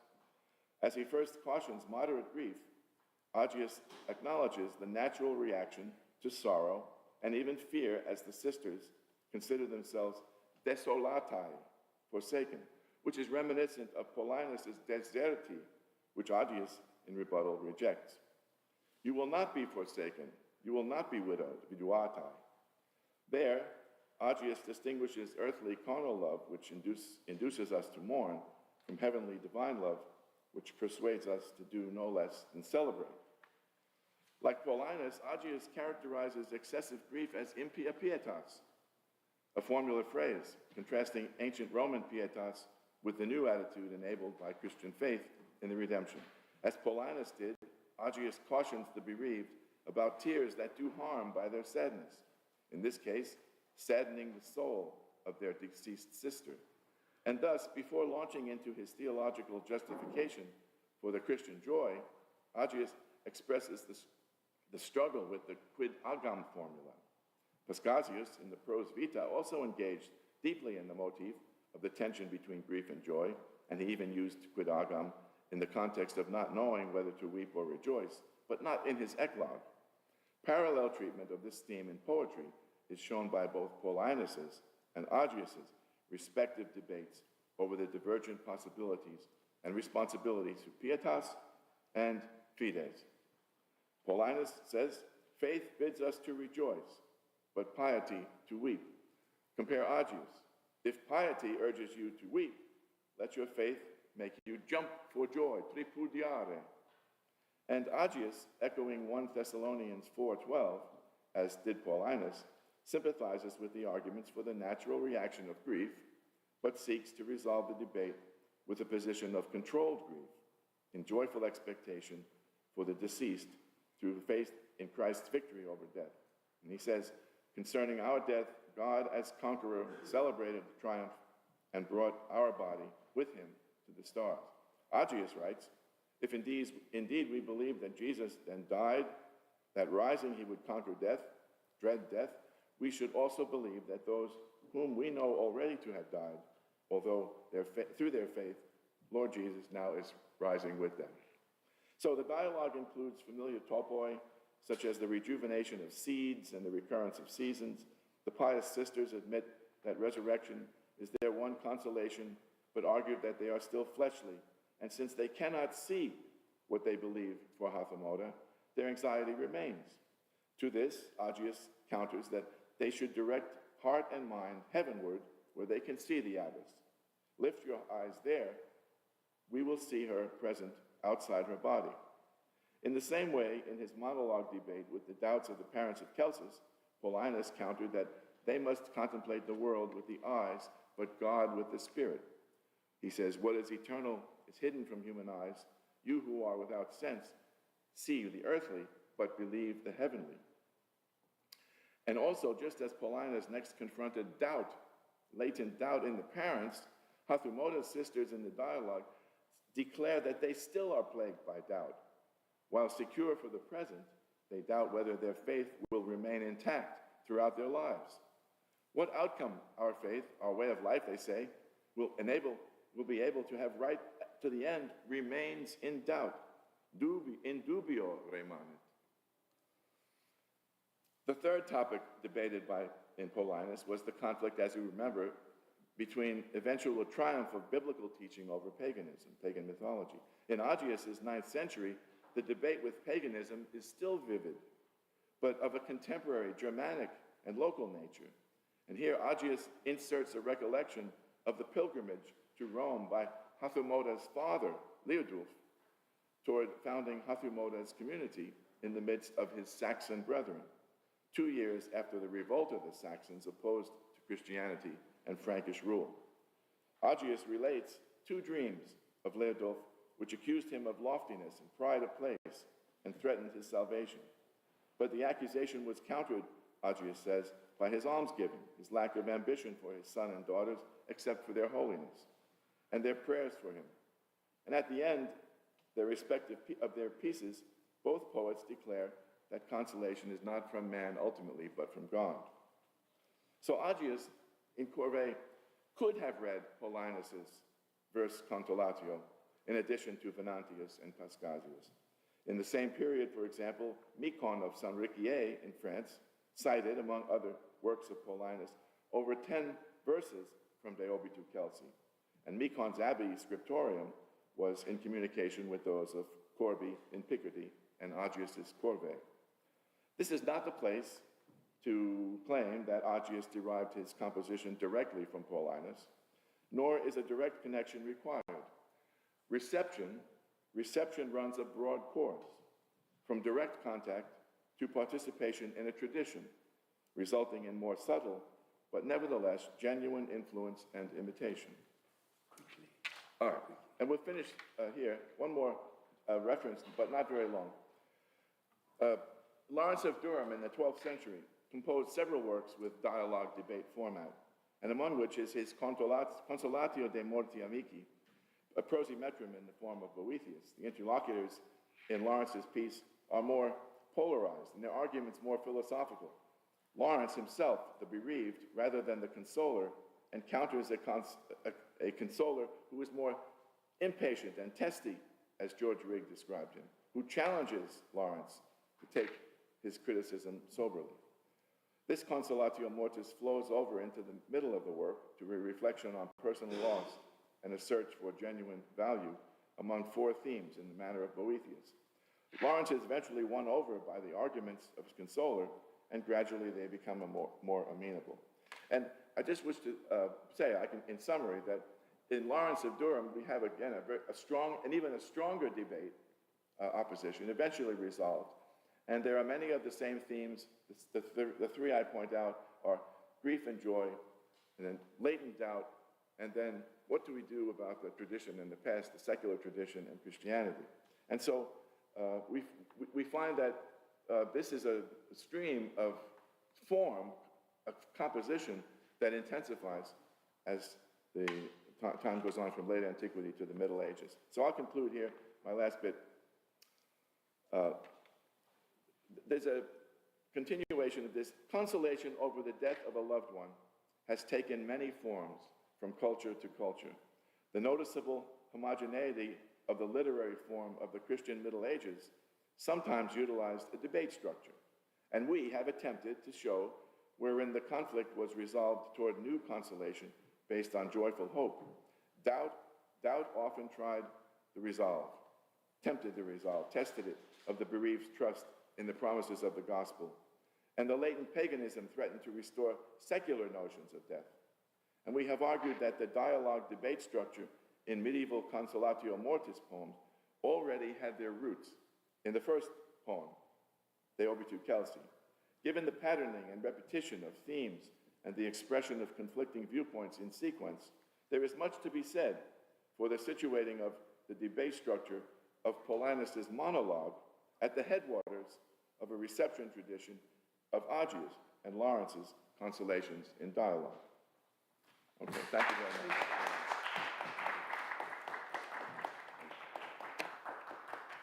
Je suis confus de vous avoir un peu pressé, puis je voulais respecter les obligations. En tout cas, un très grand merci pour ce panorama que vous nous avez dressé des consolations chrétiennes à partir de Paulin de Nole. Nous avons fait un beau voyage, Venance Fortuna, Pachèse, Agius de Corvée, Laurence de Durham, jusqu'à une prose Oui. dans une langue germanique que vous n'avez pas eu le temps de détailler. Voilà. Merci. Je ne sais pas, je me tourne vers les organisateurs, si nous avons le temps de mener une petite discussion. Voilà. Poser quelques petites questions avant de... Alors, je demande donc aux deux autres intervenants, Gaël et Fabrizio, de venir et sans perdre de temps, qui veut intervenir. Nous prenons peut-être les communications dans l'ordre. Qui veut intervenir sur la communication de Gaël Viard? Oui? Oui. Ah oui, prenez place.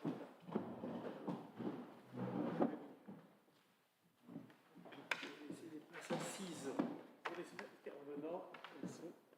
Voilà. Merci.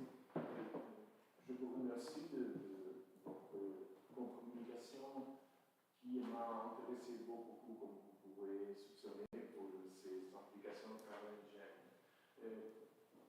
Vous savez certainement qui dans ce moment, il y a beaucoup d'intérêt pour la poésie épigraphique un peu partout, en France, oui, bien sûr, tout à fait. En Italie, oui. et en particulier sur les inscriptions poétiques actuelles de Lyon, il y a un projet de thèse par Michel Sismel, dont la co-tutelle est passée très fort, que vous connaissez. Oui, ben voilà, en fait, on avait discuté pas mal avec Cécile et j'ai été en contact il n'y a pas très longtemps avec elle. Voilà. Je crois qu'elle aboutira à l'édition à la fin de l'année. Ce sera formidable. L'édition avec un commentaire soit stylistique, intertextuel, soit archéologique. Elle a cherché de vérifier, de visiter tous les endroits où, à partir de Poitiers même, vous savez, il y a des inscriptions intellectuelles sur ces endroits-là. Et un commentaire qui est aussi archéologique, absolument stylistique. Et sur le plan de Sangar, il y a toujours beaucoup d'intérêt, mais j'ai entendu qu'à Heidelberg, on a l'idée de vérifier la potentielle paternité de Walfrid Strabon pour les inscriptions. D'accord. D'accord, oui, mais je le note. Et pour ça, je vous remercie pour avoir attiré l'attention sur les possibles influences de Paulin de Nole qui avait probablement été surestimé. Mais je crois que c'est assez difficile d'identifier précisément la provenance. Je rappelle Almadons que vous avez mentionné. Almadons, c'est aussi l'ordonnance Fortuna qui est le modèle sûr de toutes les inscriptions. Alors c'est difficile de le faire remonter à Paulin de Nole et aussi dans les inscriptions d'Armasus et d'autres. Alors je crois que ça devient une formule plutôt qu'un cas d'imitation. Oui, je dis pas que c'est forcément une imitation, mais je trouve ça quand même troublant que Paulin soit le premier, en sachant qu'Alcuin, de toute façon, connaît le texte de Paulin. Mais après, c'est très complexe, effectivement. Je ne m'avancerai pas plus. Oui, mais il se rappelle plutôt à Venance, je crois. Mais j'ai l'impression qu'on a beaucoup qu'on a beaucoup mis en avant aujourd'hui, jusqu'à présent, l'influence de Venance Fortuna. Je pense que celle de Paulin existe aussi, même si elle est peut-être moins visible. Oui. Et j'ai observé une connexion avec la relation de ah bah oui. parce que là, je crois que pour ce sujet de Cellini, le modèle structurel, c'est la description de Desideri de Leone Massicrano sur l'inauguration de la nouvelle basilique mais là encore, je pense qu'il y a plusieurs influences, parce que par exemple, c'est vrai que les rapports entre Paulin et Sujet ont été donc déjà un petit peu mis en évidence. Je n'ose pas prononcer le nom de la collègue allemande parce que je ne parle pas l'allemand. Simplement, elle se fonde sur des rapprochements à partir de textes qui, en fait, ne sont pas de Paulin. Qui se trouve sur l'Edicola Mosaicata Nole. Et donc, à mon avis, il y a d'autres rapprochements à faire, même si là encore, c'est peut-être simplement une influence à côté de... Moi, j'ai été immensément intéressée par l'intervention suivante. Oui. Peut-être laisser un peu de temps pour la discussion sur les autres. D'ailleurs, vous nous fournissez une transition pour passer à Fabrizio Bordone qui veut intervenir sur ce passionnant parallèle, ce cas de Santon tout à fait étonnant, qui veut intervenir. Non, alors nous passons à la constante. Alors oui, je voulais... lei ha trovato altri luoghi di Paolino, per esempio nella lettera 32 in questa conaca del Monte Cassino? No, non ho visto altro. Ci sono i titoli che sono attribuiti ad Alfano. Ci sono i titoli che sono attribuiti ad Alfano, inseriti nella cronaca, quindi secondo un procedimento che è quello dell'Epistola 32, però non ci sono richiami. D'accordo, bene. Grazie. No. Autre intervention? Sinon, nous passons à la consolation.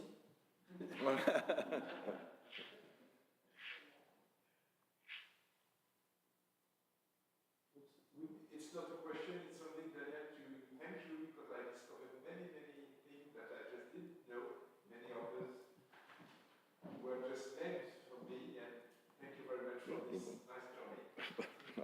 Si, belle panoramique. Dit comme pas d'autres interventions, alors nous pouvons faire une petite pause. Ça, c'est aux organisateurs de le décider, mais en respectant. Oui, on reprendrait peut-être avant 11h, peut-être. Voilà, une pause d'un quart d'heure. Voilà, on va quart d'heure.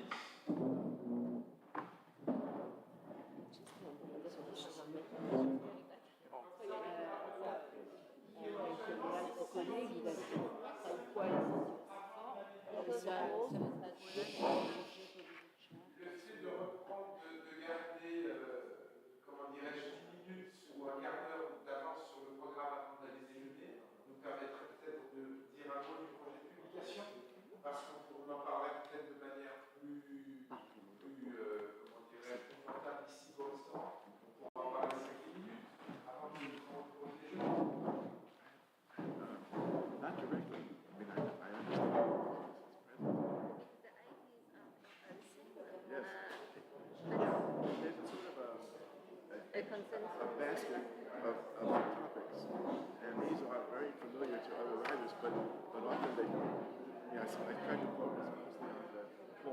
structure as a debate. And I think Orosius does have, certainly makes addresses to the same idea of joy. It's almost common in reading, but putting it in a particular frame is something I see a tradition of Paulinus and Agnes and Lawrence, and eventually that structure. But I have to look back.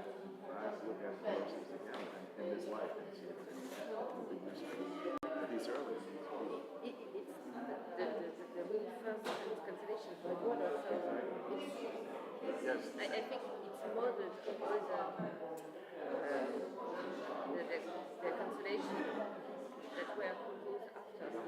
He's an influence. Yeah. But not formal, as you say. Yes. Paulinus as a very strictly in this poetic form, in this elegiac form. Yes, yes. And that was about it. Yes, But there are sermons and there are letters and other genres that will do it. Thank you. It's just Juste une petite chose, Jacques Fontaine. Jacques Fontaine. What did I Jacques say? Fontaine, parce que vous avez confondu avec Charles Favet. Vous disiez Charles Favet, ici Jacques Fontaine. Jacques Fontaine. Voilà. Ah, yeah, that's Voilà. correct. Good. I would Mais, think. very interesting. Je suis confus d'avoir été obligé. Les organisateurs m'avaient dit. Oui. Yeah. Mais c'était passionnant. Passionnant.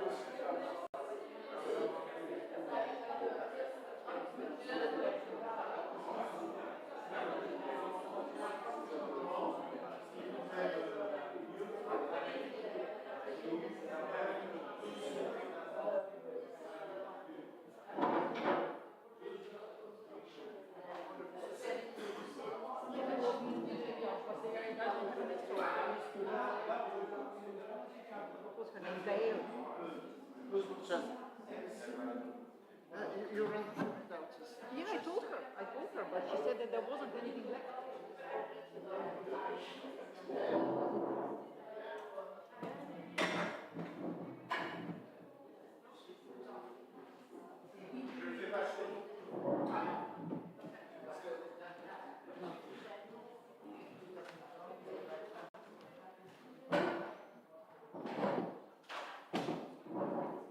So, we are ready? We are ready?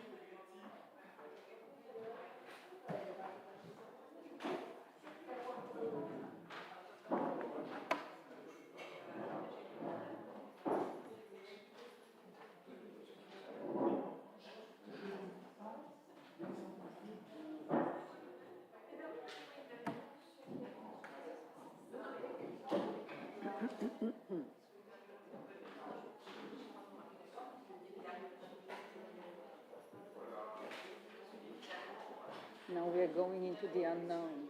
Nobody knows these people. Our new friends. Our new friends, yes.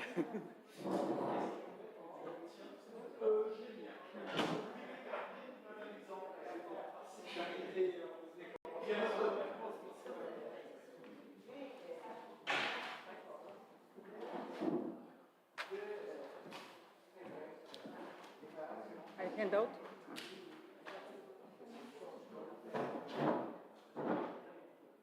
È vero. Eupolemius. C'è un manoscritto di Eupolemio qui. Ah.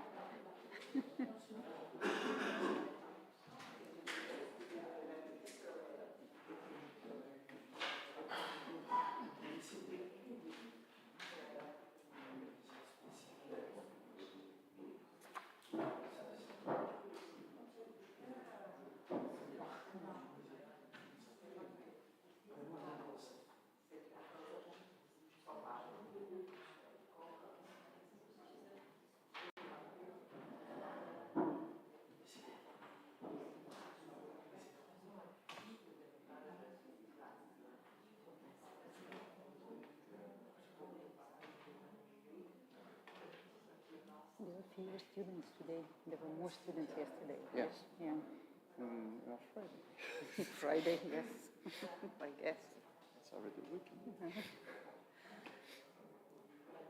And on Monday, we rest from the weekends. On y va, Benjamin? Chers amis, si vous voulez bien prendre place, nous allons commencer notre dernière session.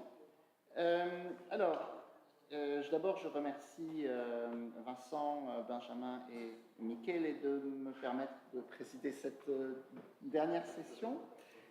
And I'm very happy to welcome my friend Gretidinkova Brun and a lot of new friends as Tapias, Brito, Osborne, Uguccio,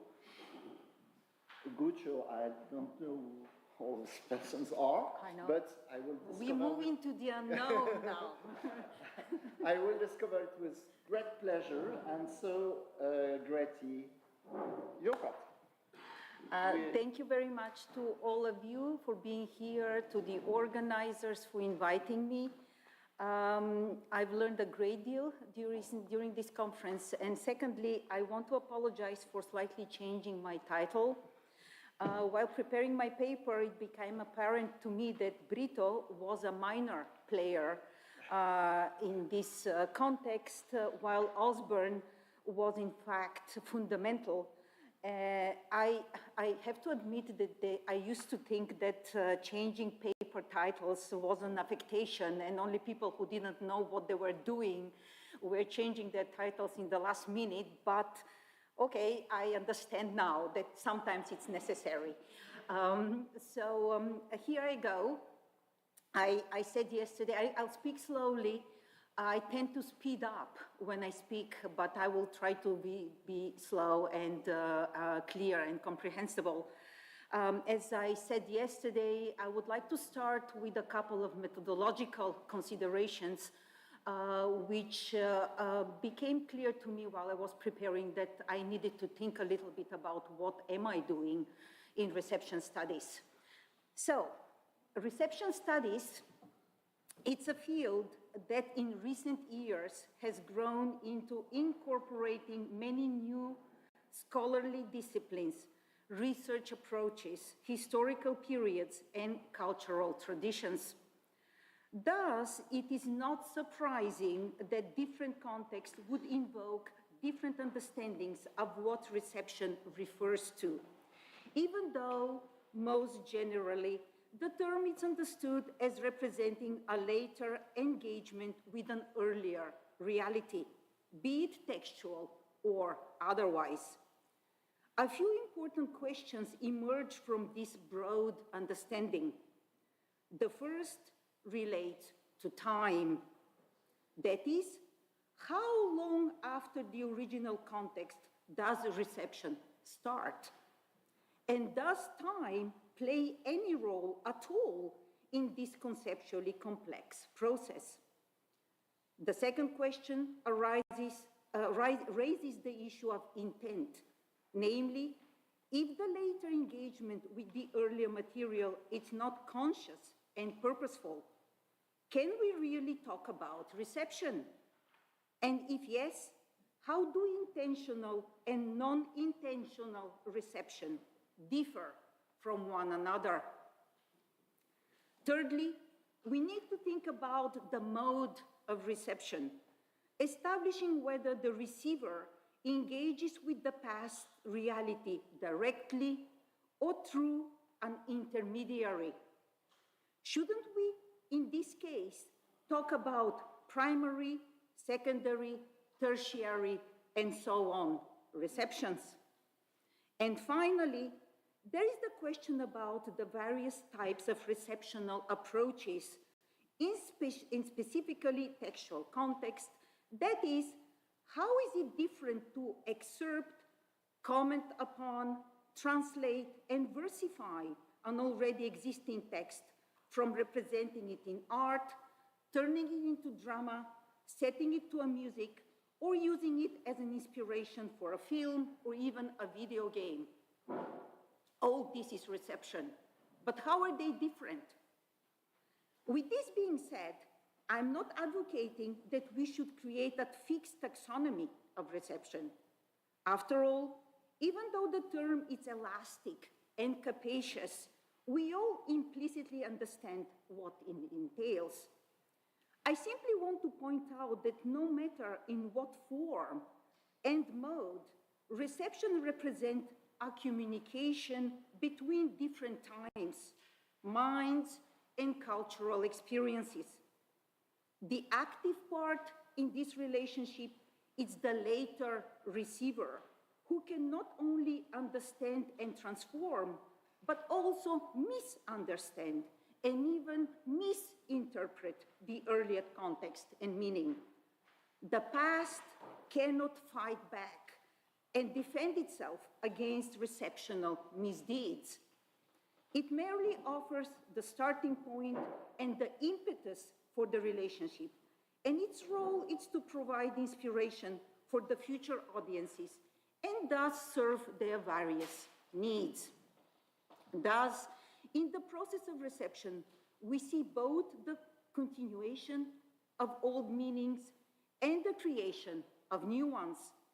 The recepted artifact can be transformed into a new genre and medium, with its original content and context changed both in general terms and in particular details. At the same time, this transformation cannot be taken too far, for in such a case, the link of reception will be unrecognizable. In short, reception is a careful balancing act between congruence and divergence, harmony and disturbance, agreement and argument. With this slight theoretical framework in mind, I want to explore today how the medieval lexicographers of the 12th and 13th centuries used Prudentius while creating their dictionaries. Which of Prudentius's works are used? What are they called? In what context are the verses of Prudentius employed? And what do they exemplify? Which composition is cited most often? And how does Prudentius's presence in the dictionaries compare with that of the other major classical and medieval poets? It is immediately apparent from what I just said that the lexicographical context offers a specific type of reception. We are not dealing here with imitation by later poets, and neither does this context exemplify the influence which Prudentius exercises upon subsequent literary developments and broader theological concerns. Rather, in the lexicographical tradition, the poet's texts are fragmented, repurposed, and reintroduced in a context in which poetry becomes subordinate to language, and expression is a vehicle for defining meaning and outlining grammatical rules.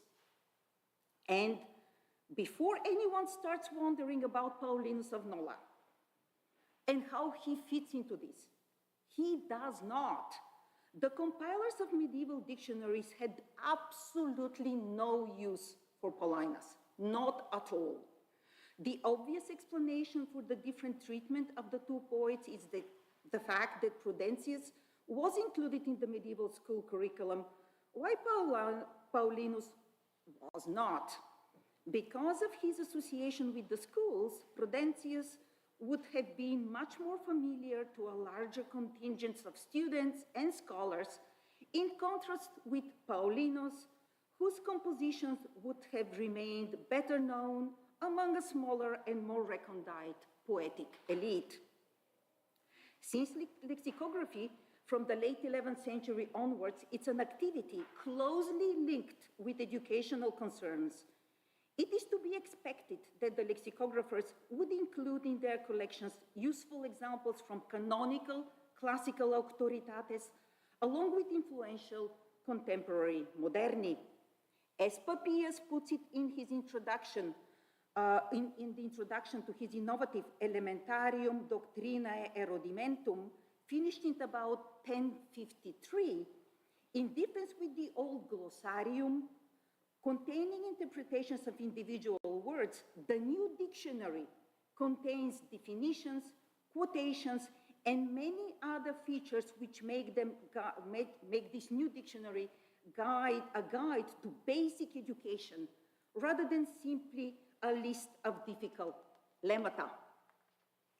Despite its importance for the development of the new style of medieval lexicography, Papias' Elementarium Doctrinae Rudimentum is not pertinent to the present investigation, since it does not include poetic examples. Papias is one of the main sources for his successors Huguzio of Pisa in the 12th century and Johannes Balbus or Giovanni Balbi in the 13th, both of whom mention him by name. In contrast, Osbern of Gloucester does not use Papias at all. Putting Papias aside, Osbern Panormia, Hugutius' Derivationes, and Balbis Catholicon will form the main focus of this paper, while another noteworthy lexicographer of the era, William Brito, will be mentioned only in passing, as the presence of Prudentius in his biblical dictionary is minimal. In fact, there are only 4 quotations from Prudentius in Brito. Hugutius' Derivationes and Balbis Catholicon are the most widely transmitted medieval lexicons, with 210 and 190 manuscript copies, respectively. And the huge popularity of the Catholicon is demonstrated additionally by the fact that the work was printed in Mainz, probably by Gutenberg, as early as 1460. Osbern Panormia is preserved in 35 complete and fragmentary manuscripts, mostly dating to the 12th and 13th centuries. It seems that in the 14th century, Osbern's work fell in disuse, possibly eclipsed by the very popular Catholicon. So let me start with Osbern's Panormia and Hugutius' Derivationes. You have a very scary handout. I'm not gonna go through it. It is there for you just as a reference. And I'm just gonna refer to it in passing. So the Panormia and the Derivationes are enormous compilations which are both similar and different. Osbern writes before Hugutio, and his lexicon occupies a transitional ground between a glossary and a collection of derivations. Thus, each letter in the Panormia is divided into 2 sections, one presenting word families, and the second repeating the words on their own and representing, in this way, resembling a glossary. Some of the poetic examples used in the derivation section are repeated also in the glossary, but there does not seem to be a clear rationale for the repetition. Sometimes they are repeated, sometimes they are not. There is no clear sense of why certain ones have been chosen for being entered again. Hugutius' Derivationes takes the lexicographical technique of the derivation found in Osbern to a completely new level. If in Osbern's Panormia, glossary and derivationes were still not fully integrated, Hugutio merges the 2 approaches to create a lexicon containing large families of words originating from the same root, which the compiler exemplifies with thousands of quotations from classical and contemporary literary sources, as well as from the Bible. The final result of this ambitious and highly erudite undertaking is a verbal maze in which the reader is easily lost as a rough alphabetical arrangement, but rough. When I say rough, it's really rough. The lemmata, it's followed only for the head terms and not for the derivatives. In this way, if one is looking for, let's say, fiscus, basket, purse, treasury, one needs to go to the main entry fovel, cherish, foster, why, one wonders. And even more surprisingly, and this really took me by surprise, The word per duellis, enemy, it's found under bonus. So how would you ever find it? Never in your life would you think of looking for per duellis under the head title, head word bonus. No way. Believe me, I've tried. It's impossible. Without the word list compiled in a separate volume by the modern editor of the Derivationes, Enzo Cecchini, the reader has little chance of finding anything in Hugutius' text. And I often wonder how this lexicon was actually used in the Middle Ages without a proper index. Osborne presents difficulties as well, but his derivational families are not as large as Hugutius and does seem more logical, at least to the modern reader. For example, the word igneolus, a small fire from hymn 3 of the Catamerinon, it's found under ignis. Okay, that's sort of logical, okay? A fire, a small fire, they're all together in Osborne. But in Hugutio, you find igneolus in ge, which is the Greek word for earth. The word kirrus, a lock of hair, it's found, which is from Psychomachia 184, it's included in crinis, in Osborne, again, sort of logical, hair, lock of hair, but in Hugutio, it's under kerno, to see, to perceive. So you get the sense that really Hugutio, I probably was a little bit too ambitious and probably put together families that were so large that at the end of the day, it was quite difficult. At least for a modern reader, it was quite difficult. It is quite difficult to find anything. But what about Prudentius' presence in this derivational maze? Even a quick perusal of the table on your handout reveals that Hugutio is completely dependent on Osborne in his quoting of the works of Prudentius. Thus, if for Osborne we can assume primary reception, for Hugutio we must postulate a secondary one or intermediary one. With one exception, Kynocephalus, from the Apotheosis, all quotations from Prudentius found in the Derivationes are selected from Osborne, whose Panormia contains 90 entries that quote and mention Prudentius versus 56 entries in the Derivationes. In addition, even the one quotation which is added, even Hugutius misattributed to Horace, so there is no evidence that Hugutio ever looked firsthand at any text of Prudentius. This conclusion is supported also by the fact that Hugutio not only accepts Osborne's correct attributions of Prudentius, but even more importantly, repeats his misattributions. For example, the quotation illustrating the word eulogium for Peristephanon 6, verse 1 to 5, is attributed to Marcianus Capella, first in Osborne and then in Hugutio. Osborne's incorrect attribution in Decretis for the word turulenter for Peristephanon 10, verse 3, 7, 8, it's again adopted by Hugutio without any suspicion for incorrectness. In addition, there is also one case where Osborne and Hugutio after him identified correctly Prudentius as the author, but referred to the wrong work.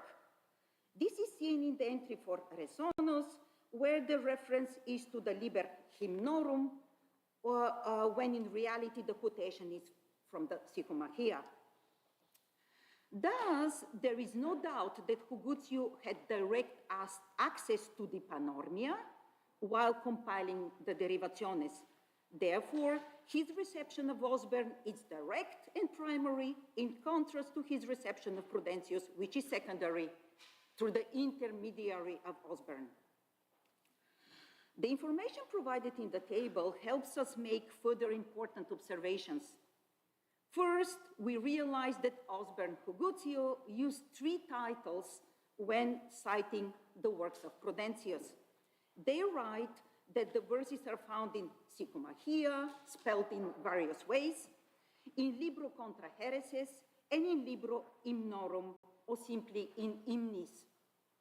The reference to the Psychomachia, it's obvious, and the Liber contra Hereses is easily identifiable with the Hamartigenia. The title Liber Hymnorum, in contrast, it's more complex. When the quotations are identified, it becomes clear that the Liber Hymnorum encompasses Prudentius' Liber Catamerinum, Liber Peristephanon, and Libri Contra Symmachum. The poems included in the Catamerinum and Peristephanon can indeed be classified as hymns because they are hymns, but it is difficult to justify the genre categorization for the Contra Symmachum, a composition of about 1,800 hexameters divided into 2 books, each preceded by its own non-dactylic prologue, and each addressing current religious and political concerns. The easiest explanation is to assume that the Contra Symmachum was included in the capacious denominations Liber Hymnorum by mistake, or there is something going on in the manuscripts we don't know. The title Contra Symmachum seems to have been unknown, however, to Osborne and subsequently to Huguzio. There is also a problem with the apotheosis. Osborne's one quotation from this work, from the word Paulo, it's attributed to Prudentius' Liber Contra Heresies, that is the Hamartigenia, while Huguzio's quotation for the word Kinocephalus, it's attributed to Horace's Odes. This situation suggests that neither Osborne nor Huguzio knew the apotheosis under its proper name. The titles Liber Catamerinum and Liber Peristephanon do not seem to have been familiar to the lexicographers either, which explains the generic reference to Liber Hymnorum. Second, we see from the table that the apotheosis and the Contra Symmachum were the works cited least often, with the Hamartigenia coming at the close second in unpopularity, with only 4 quotations borrowed from it in each lexicon. The most popular work for Osborne Huguzio is the Peristephanon, followed by the Psychomachia, and then the Catamerinum.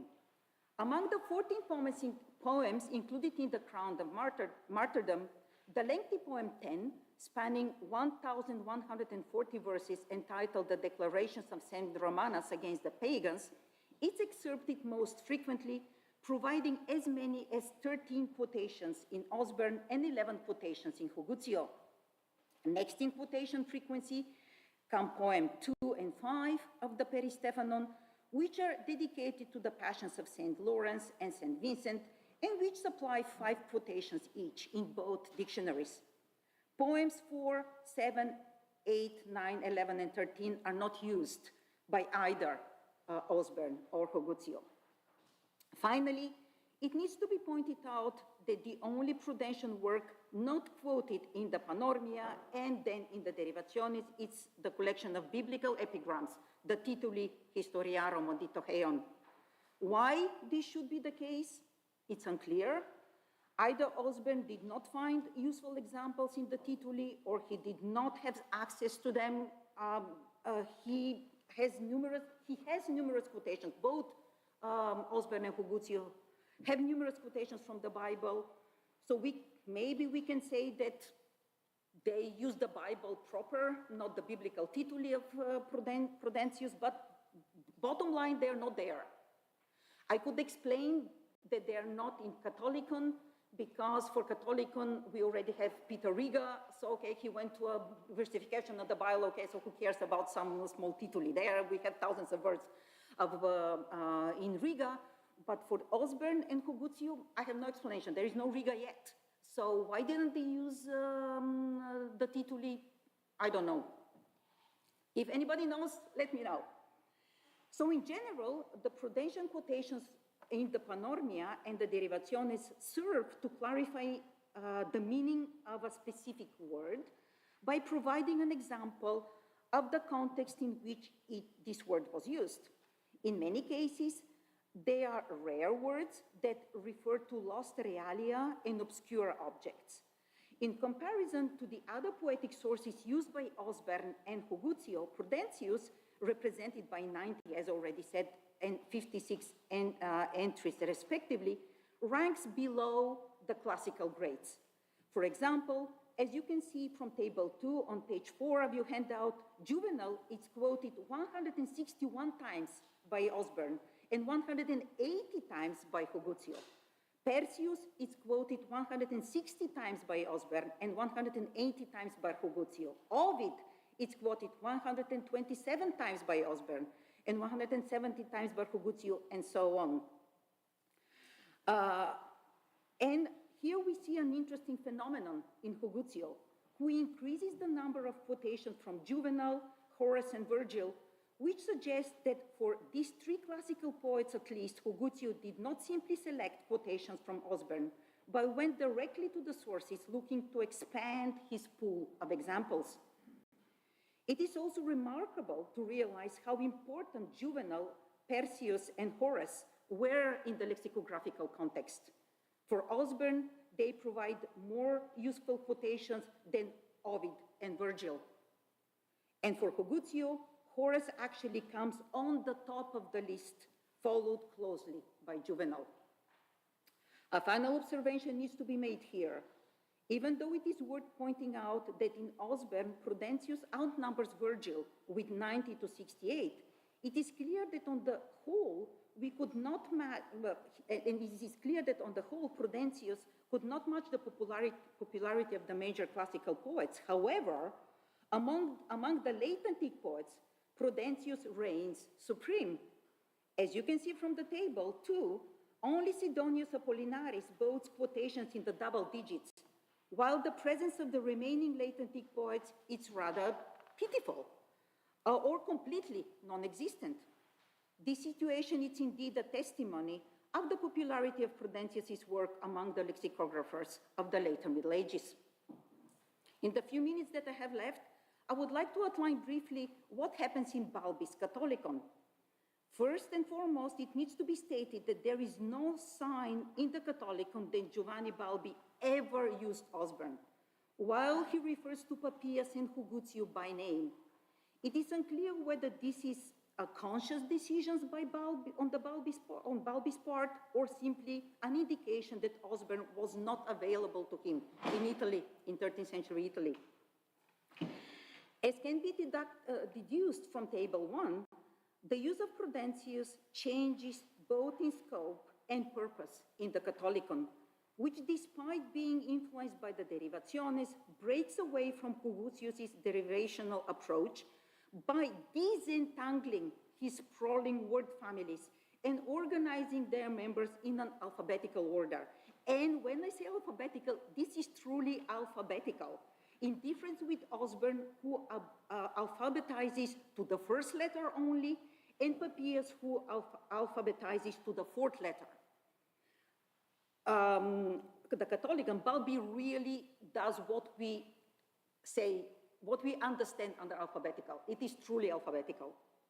Even when derivationes are preserved by Balbi, they're more logical, meaning that only closely related works are kept together. In addition, Balbi also includes numerous internal cross-references, such as Olivaris in Oliva est, or Egyptius in Egyptus vive, and these innovations greatly improve the searchability of the Catholicon and contribute to its tremendous success in the Middle Ages and in the early modern period. So how does Prudentius fit into this new lexicographical reality? First, the relationship between Balbi and Huguzio, it's not as straightforward as the one between Huguzio and Osborne.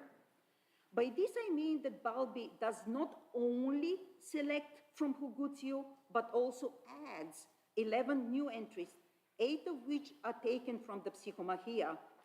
In fact, if for Osborne and Huguzio, the Peristephanon was the most important source, for Balbi, it is the Psychomachia.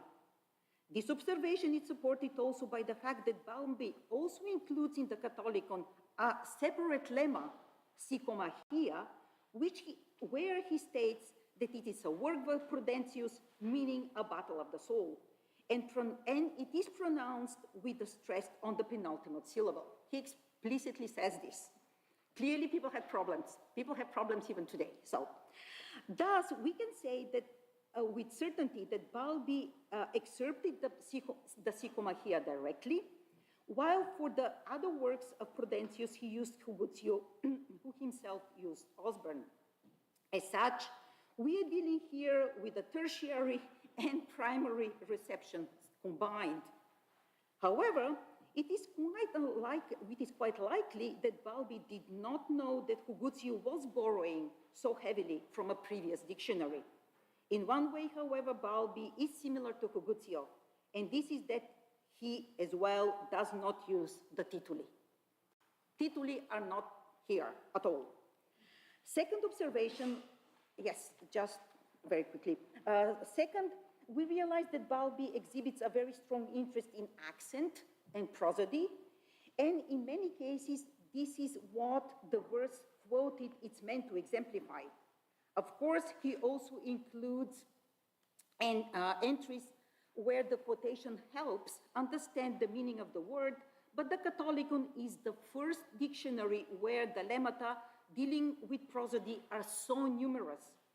This is seen also in the fact that the second section of the Catholicon is dedicated to this particular aspect of grammar. And I don't know whether you remember, whether you know anything about the Catholicon, but the actual dictionary is introduced by a prose work on grammar in 5 parts. I suspect that this interest in prosody is fostered in Balbi by the works of his compatriot Bene da Firenze, who wrote in the middle of the 13th century the works De Accentu and De Regule de Metris, both still unedited. If there is somebody here who wants to edit these works, please go and edit them. I imagine that knowing what Magister Bene wrote, who is referred by name many times in the Catholicon, will really help us understand what Balbi was doing. Okay, I'm running out of time. I don't know what to cut. So just very quickly, the issue of the attributions. Have to mention that we also have an issue with attributions to Prudentius and the titles of his works. Balbi follows Huguzio in using the title Liber Hymnorum for the Catamerinum and the Peristephanon, but he never adopts the title Liber contra Hereses for the Hamartigenia. In the cases of the Apotheosis and the Contra Simachum, from which Balbi has 1 quotations each, he gives no title and simply refers to Prudentius. In 4 cases, he specifies that the quotation is from the Sycomachia, but he generally omits the work identification and again only mentions Prudentius. He is absolutely more specific in one of his quotations of the Peristephanon, where hymn 10, where he refers to it by its proper title, Passio Beati Romani. This precision, however, is an exception, and one wonders why Balbi did not include the titles of the other hymns, since he clearly had an access to them.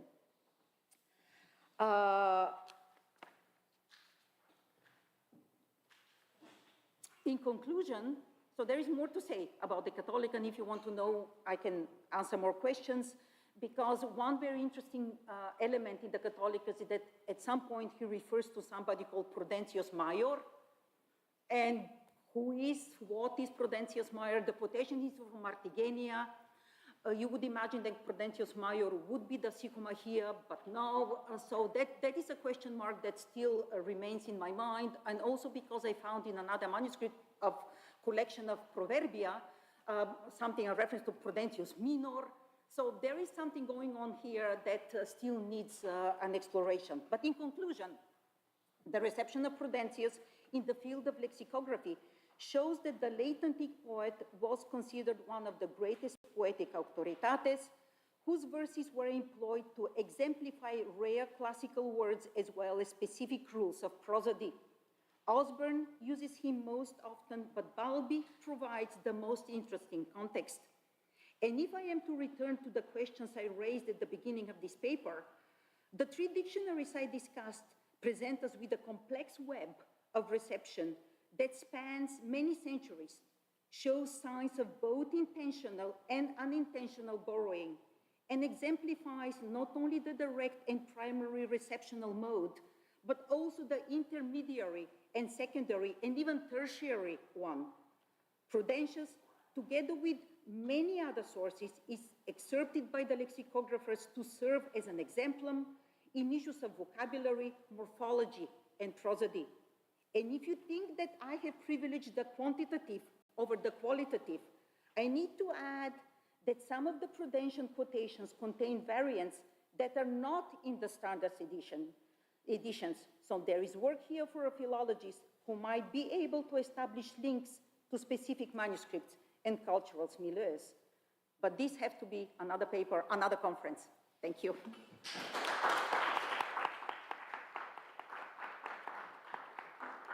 Thank you very much, Betty, for this very interesting journey into lexicographical tradition, which is very special kind of reception, as you noticed. And so I call Cillian Organ, also from the University of Toronto, who will speak about the influence of Prudentius on the De Sobrietate of Milo of Saint-Amand. Merci, Bruno. Merci à vous toutes. Now I will speak in English, which is better for everyone. Like Greti, I will try to speak slowly. Like Greti, sometimes I speak quickly when I am reading, when I am nervous, as I am speaking before many colleagues whose work I have read and learned from for many years. It has been a great pleasure to learn from you here and also to meet many of you whose work I have known for so long. So, this small study of Milo comes as part of the very beginnings of a larger project on the transmission and reception of Prudentius in the Middle Ages, for which I will produce with a postdoc a catalogue of manuscripts and also a book on the literary reception of Prudentius in the Middle Ages. These two separate but related themes come together in the author and the text I talk about today. I speak about a long poem that remains very understudied, the De Sobrietate of Milo of Saint-Amand.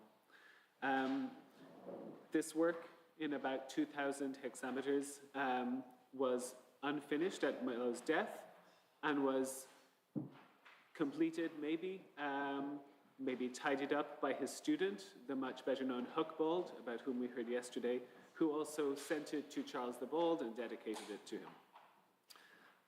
Milo is also the author of a life in 4 books on Saint-Amand, the Vita Sancti Amandi Metrica, about which we know much more, not only because people tend to like to work on the lives of saints more than allegorical poetry, but also because this work has a recent critical edition and commentary by Corina Bottiglieri, a work which is very helpful to understand the poetic technique of Milo, and much of her work can be applied very fruitfully to the De Sobrietate, but it remains the case that this poem has not been studied in and of itself.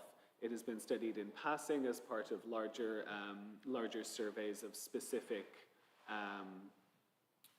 treatments of biblical passages or individual episodes within the text.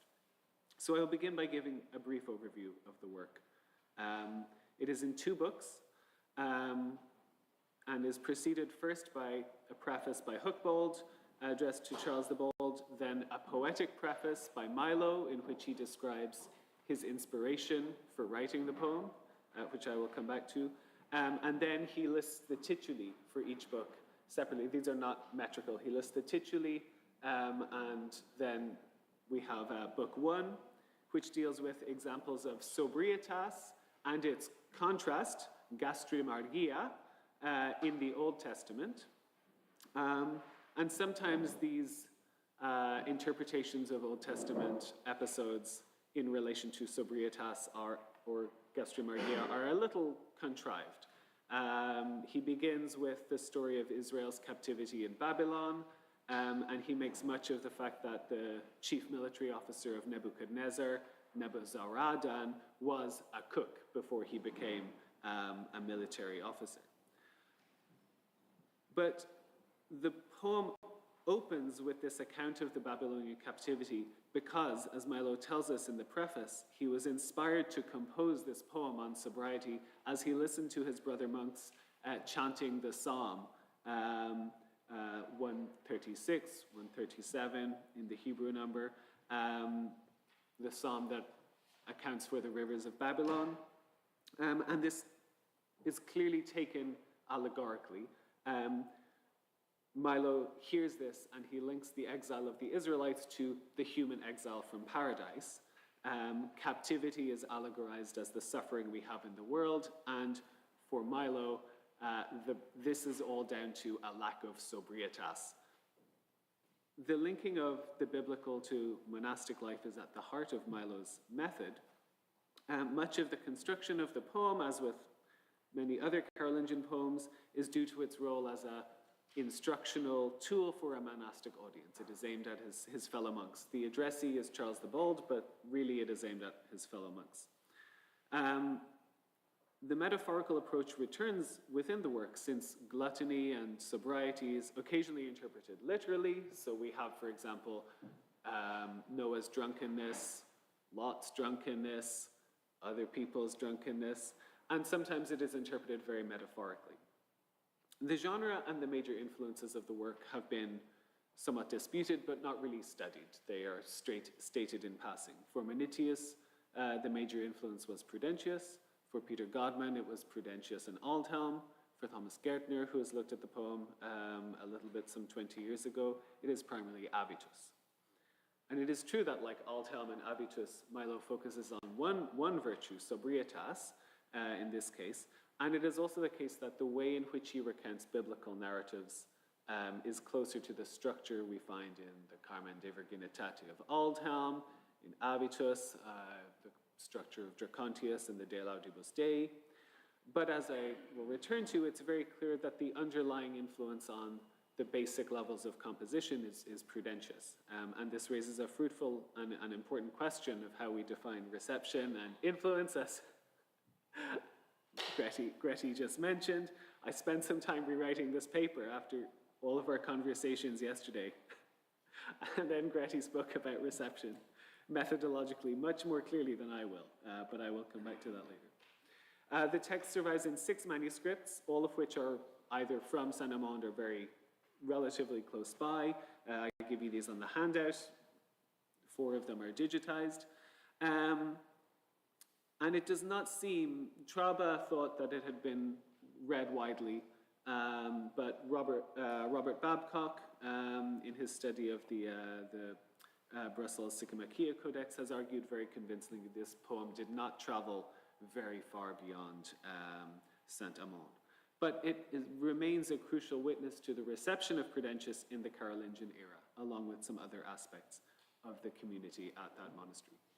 For it seems that the monastery at Saint-Amand was a real center for the study and the reading and the rewriting of Prudentius in the Carolingian era. In 1993, Julia Smith, who wrote a study of Hucbald's library, she noted the special importance of Prudentius for the monastery at Saint-Amand. And it's even been suggested, it was suggested by André Boutemi in Scriptorium in 1946, that Saint-Amand was almost like a mass production center for illuminated manuscripts of Prudentius. This was suggested, but not really proven. In 1993, Smith said we need much more work done on the influence of Prudentius on Milo and on Hucbald. In what follows, I think I will only begin to scratch the surface of this problem. There remains much more work to be done both on Milo and on the monastery and the monastic library at Saint-Amand. But the work of Bottiglieri and the work of Robert Babcock point to a monastery in which Prudentius took pride of place in the curriculum. This is supported not least by the presence of a number of Prudentius manuscripts produced at Saint-Amand. We have a 12th century catalogue of manuscripts from Saint-Amand, which is now in Paris, that mentions 4 manuscripts of Prudentius. We also have at least 2 manuscripts, Valenciennes 412 and 413, that were certainly produced at Saint-Amand. The latter manuscript, Valenciennes 413 is particularly interesting because it is a standalone collection of glosses and commentaries on Prudentius. It does not include the text, just the commentary, which points to a manuscript being used in an educational context and also in a kind of a more advanced scholarly context. Further evidence for Prudentius's popularity, well, we heard yesterday about Huckball's prose retelling of the Passion of Cassian, Peristephanon 9, and all of this creates an atmosphere in which Prudentius is clearly a central author for the educational community and the scholarly community at this monastery. And so the first place that we always like to go to find evidence for imitation of Prudentius is for verbal parallels.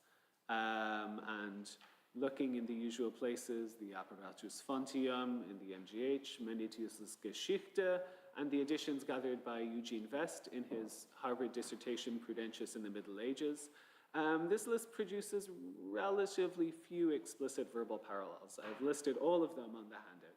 And while I don't propose to go through every one in detail, I would stress, in contrast to the case with the lexicographers, it is notable how well represented the ditokion is. Maybe this is unsurprising. Our poet is dealing with biblical subject matter, but it's one I raise now and I will come back to at the end. Unsurprisingly, the parallels that are noted are mostly from the Sycomachia, other hexameter works, the Apotheosis, the Hamartigonia. But I would like to start with what we might call a programmatic, or what classicists, I don't think I'm a classicist anymore, what classicists would call a programmatic allusion. And this is the first item listed on page 1 under the Ditokion. This is from the Praefatio of Milo. Milo describes the moment of inspiration that caused him to write this poem. He hears the choir, the voces reboant, the voices re-echoing, singing, but what do they sing? They're singing the words of Psalm 136, but for the purposes of rewriting this in hexameter verse, Milo chooses to use the words of Prudentius from the Ditokion.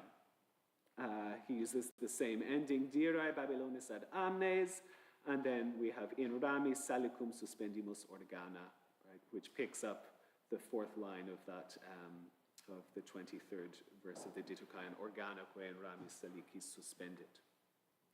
Milo hears the language of the Vulgate Psalms, but for a learned audience, he paraphrases by drawing on Prudentius. In this way, he signals a dual debt, I would suggest, his point of inspiration, the Bible, but also his literary predecessor, Prudentius, both for the biblical material found in the Ditokion and for larger structural and thematic influence in the Sycomachia. To me, this is a clear example of a poet deliberately quoting Prudentius for a specific reason, as a way of invoking him at the very beginning as a model.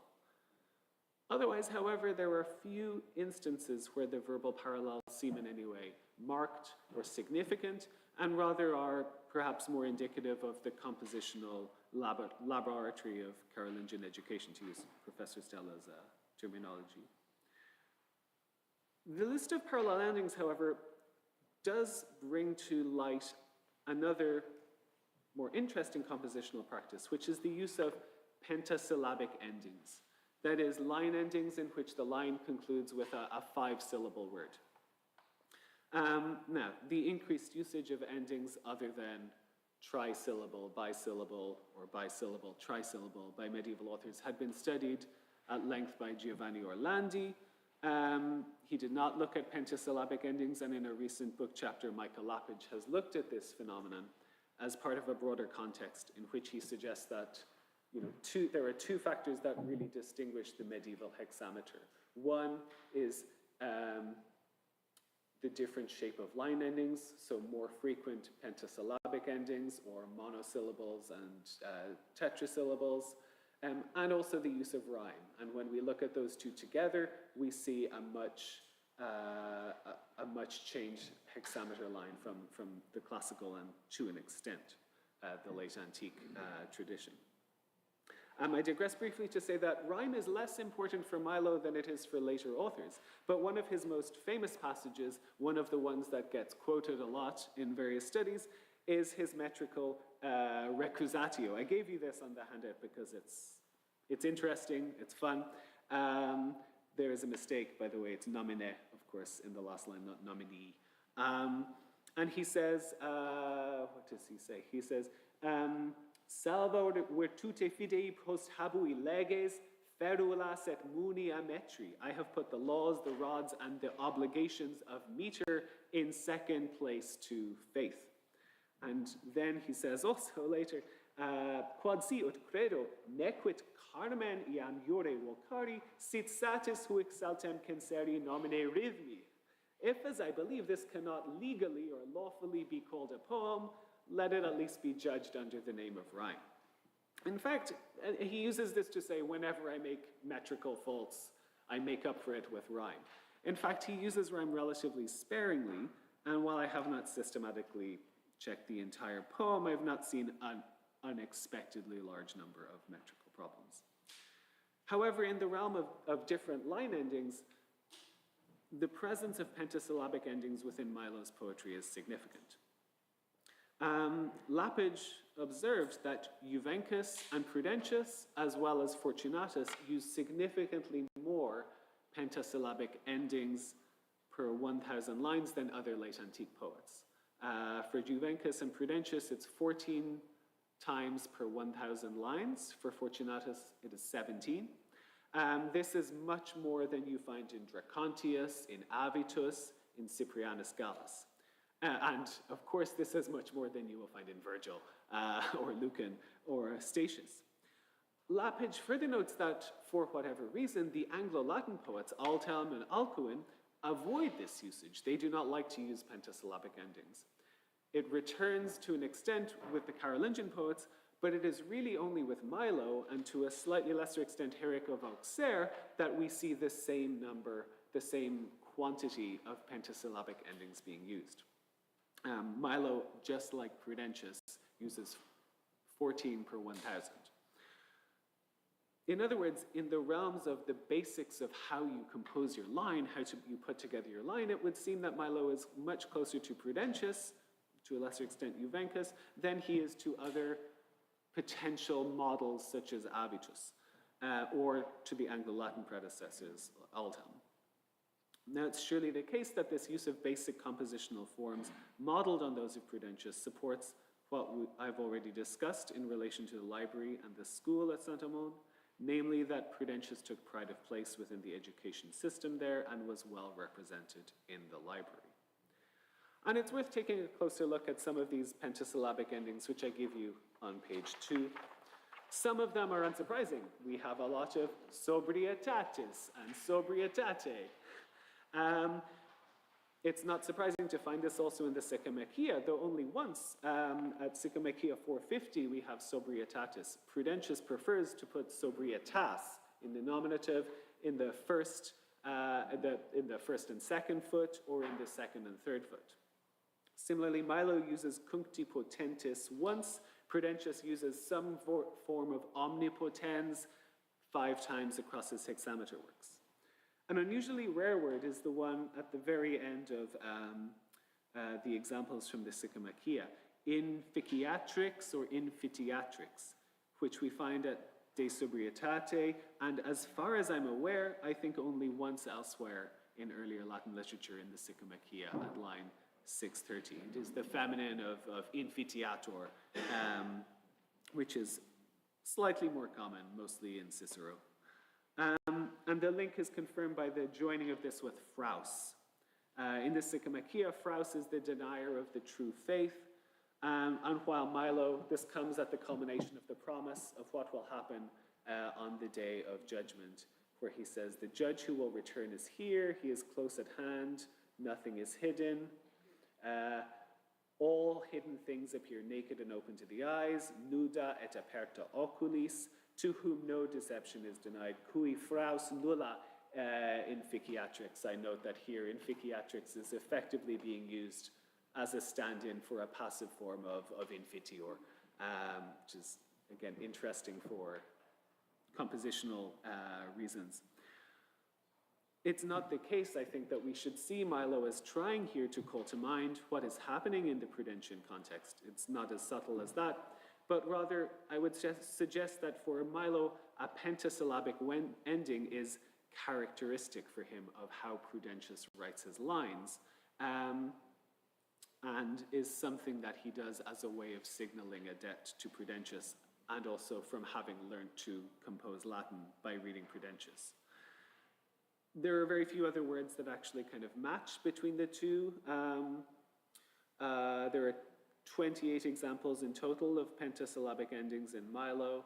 Of those, maybe 10 of those times are words that also appear in Prudentius. The rest are new words. But looking a little more closely reveals some further signs that Milo, in forming his poem, has thought hard about Prudentius's work. A good example of this is the sole link with the Hamartigania at the bottom of page 2. Milo describes Moses as historicus Moises, Moses the historian, historicus used in part here with the sense of the writer of scripture, and draws this directly from Prudentius's description of Moses in the Hamartigania, although the placement in the lines are different. And you will have seen the other mistake in my handout. It is not testifactus, but testificatus, another pentasyllabic ending. And though Milo does not reuse this ending, I would suggest it is further evidence of his deep knowledge of Prudentius. He picks this epithet, Moises historicus, from a section where there is a pentasyllabic ending. Milo also tends to like to borrow noun-epithet pairings from Prudentius. In addition to Moises historicus, I think I have all of these are elsewhere on the page. Lutulenta libido, fraus inficiatrix I spoke about, foeda cadavera, and dirae babylonis. And some of these citations really, to me, suggest the schoolroom.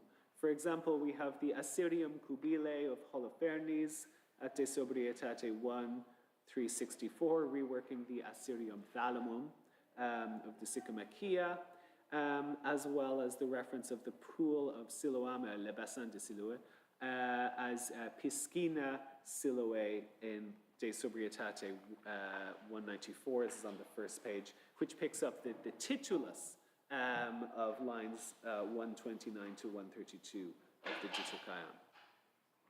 So though the verbal parallels are slight and rarely to be pursued from the perspective of more traditionally classicizing intertextual practices, they certainly point to Prudentius's significant presence in the educational and literary context of the monastery at Saint-Amand. And it's worth turning now to larger structural questions and the way in which the Sycomakia in particular is reflected in the De Sobrietate. So in the first book of the poem, the book proceeds as follows. We have this long narrative of the Israelites captive in Babylon, the wickedness of the cook of Babylon, and an allegorical interpretation of this. Then we have further narratives from Genesis and Exodus, Noah, the Sodomites, Lot, Esau, Samson, Daniel, Judith, just a few.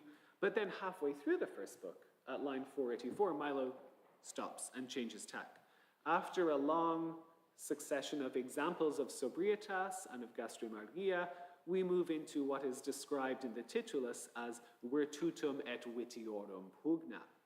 Milo successively mentions, over the following 30 lines, moments of conflict from the Old Testament, which he argues, really he lists them. He argues are indicative of moments where individuals win out over the vices. And he ends this at line 1513. He ends his short list of examples of biblical individuals conquering vices with a quotation from the Sycomakia, with the line ending ex hoste tropium, which he had used already in the context of retelling the story of Judith, because it is taken from the Sycomakia line 64, where it also refers to Judith, as Professor Stella has discussed in a recent article. Milo recaps, but also includes additional examples of famous biblical episodes, and concludes this with a Prudentian Junctura. These are all examples of the victory over the Witia. These are all exemplifications of how the Sycomakia operates within the biblical narrative. He then goes into greater detail about the virtues and vices. He speaks of the construction of a tower by the virtues. There are no verbal parallels, but it's hard not to see a link with the temple of the soul. There are accounts of individual vices in detail, which are treated in a more discursive, slightly theological way in Vidia Superbia and Avaritia, both of whom appear in the Sycomachia. Throughout, though, Milo is not interested in reenacting a Sycomachia, even though the section is framed and titled Apugna, but rather in how the Prudentian conflict is exemplified in the actions of individuals in the Old Testament. And this leads into an excursus on individual vices in more detail in theological terms. In other words, he almost reverses the Sycomachia. There, allegorized figures fight, and we have exempla drawn in from the Bible to account for that. Here, the biblical figures are given prominence, and the allegories are put to the background. In the second book, which focuses on the New Testament, the narrative is more linear. We begin with the Annunciation to Mary, and we end with an anticipation of the Last Judgment. Throughout, Milo does talk about other virtues and vices. All of them are, however, subsumed under the larger umbrella of sobrietas or gastrimargia. This process by which a psychomachic narrative is arranged around a single overarching vice or virtue is found already in Aldhelm in the Carmen de Virginitate, which Milo appears to have known. There are some verbal parallels. And it is notable, you will have spotted in the handout, almost all of the parallels come from Book 1. And there are significantly fewer references, quotations of Prudentius in Book 2. I don't have a great answer for this, but I wonder if there is a way in which he is moving chronologically. In the first book, he starts with Prudentius. In the second book, he is more indebted to Aldhelm, to a lesser extent to Avitus. Or could it even reflect the educational curriculum in which Prudentius is read first, and later Aldhelm and Avitus? This is speculation. Okay, so I move towards my conclusion now by way of a question and a provocation. In our discussions of Prudentius in this conference, we have focused primarily on the Sycomachia and on the lyric, the hymnic poems. Not that surprising. They are influential. But one of the remarkable points to be noted from these comparanda is how prominent the Ditokaion is. This curious text is rarely studied at length today. We've had a lot of good work done recently by Francesco Lubian, and its reception, its afterlife, has really been not looked at in a very great detail at all, as far as I know. And it's only natural that in writing biblical narratives, a poet should draw on Prudentius's most biblical work. But it's perhaps surprising that Milo would turn to Prudentius rather than to Avitus or Aretor or Sedulius or Juvencus. I wonder why that might be, and I was thinking in part of what we learned yesterday from Professor Alberto's talk, and the way in which the Ditokaion takes on a significant prominence in the educational context, as far as we can tell from Visigothic Spain. I think, too, of what we learned about the prominence of other tituli from Professor Viad's paper earlier today, including the ongoing tradition of tituli being written at Saint-Amand. So my question then is, have we underestimated the role of the Ditokaion in the medieval reception of Prudentius? Except in the lexicographers who don't care about it. Okay, fine.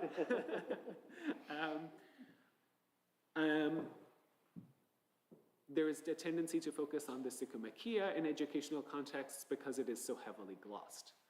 But it is heavily glossed because it is a difficult text. The Ditokaion is not as challenging. Is it the case that we are missing something in its role in an educational context? I will point out, for example, that in the very famous Cambridge manuscript GG 535, I'm sure many of you know it, in addition to the De Sobrietate, we have Aldhelm, but we have, from Prudentius, the Ditokaion and the Sycomachia. And that is a very important manuscript, clearly used for educational contexts in Canterbury. So that was my question. Do we need to think more about the Ditokaion? My provocation developed some ideas discussed yesterday and immediately before me by Greti. I agree we need to be clear about what we mean by reception, and that there needs to be greater dialogue between classicists and medievalists in thinking about how to approach verbal parallels or intertextuality.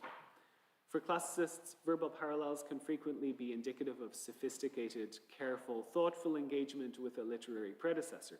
An author will quote a predecessor, intending that you will recognize the allusion, know the context of the poem that is being alluded to, and understand the very clever game that is being played. For medievalists, by contrast, verbal parallels are sometimes to be treated with suspicion. They may indicate knowledge of an earlier poet, but that can also be explained through indirect knowledge.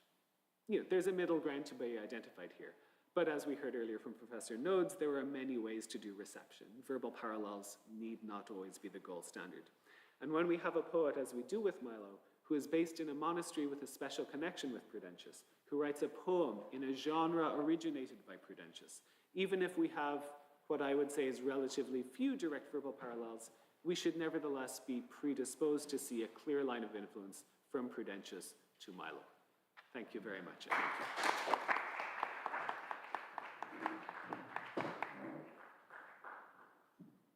Thank you very much. We went back to more familiar uses of textuality, but your methodological remarks are very useful, I think, and perhaps we are trying to define some changes in the way of using poets from late antiquity to the Middle Ages.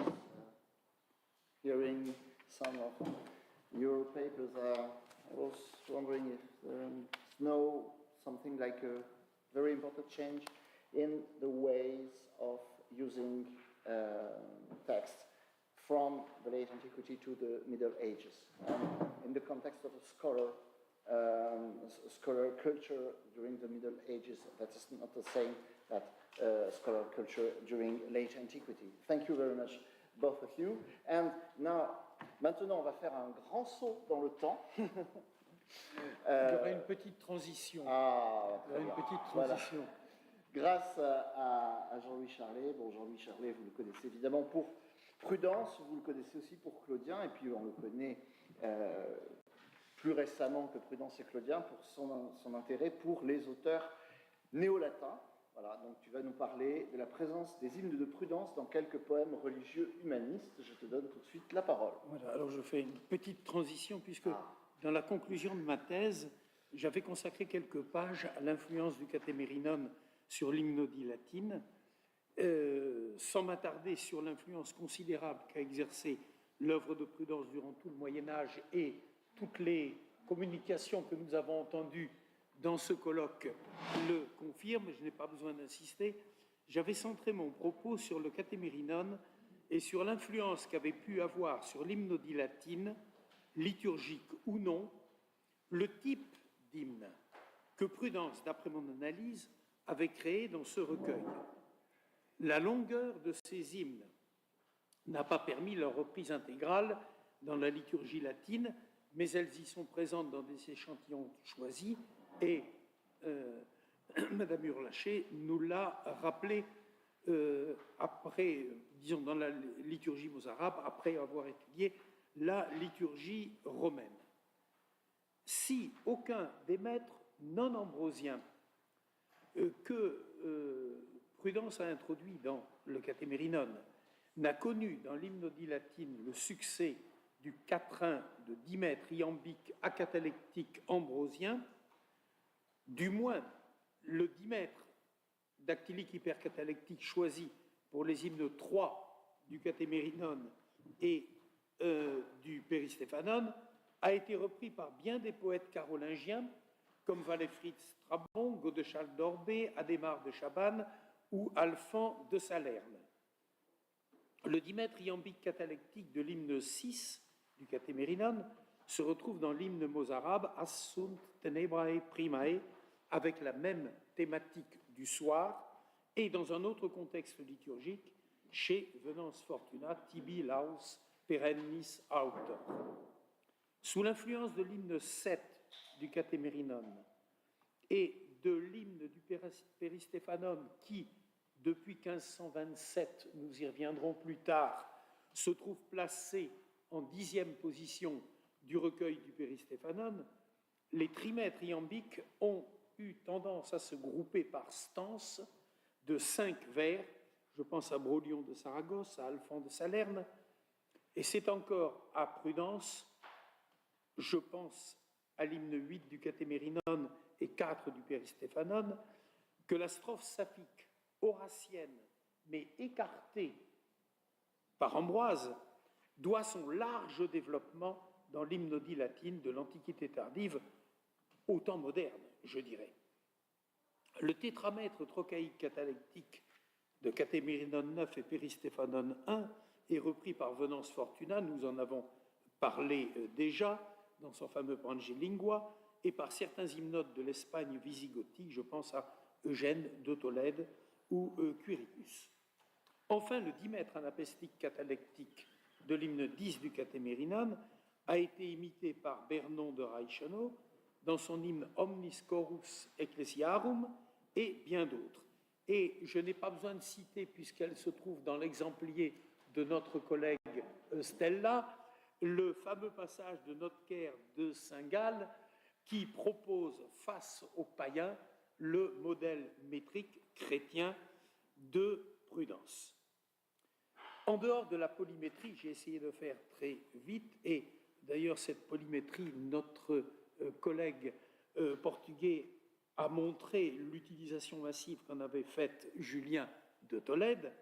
En dehors de cette polymétrie, face à l'hymne hagiographique du Péristéphanone, l'hymne du Catémérinone se présente comme une longue méditation spirituelle fondée sur un ou plusieurs passages bibliques et mélangeant les genres, en particulier l'épique et le lyrique.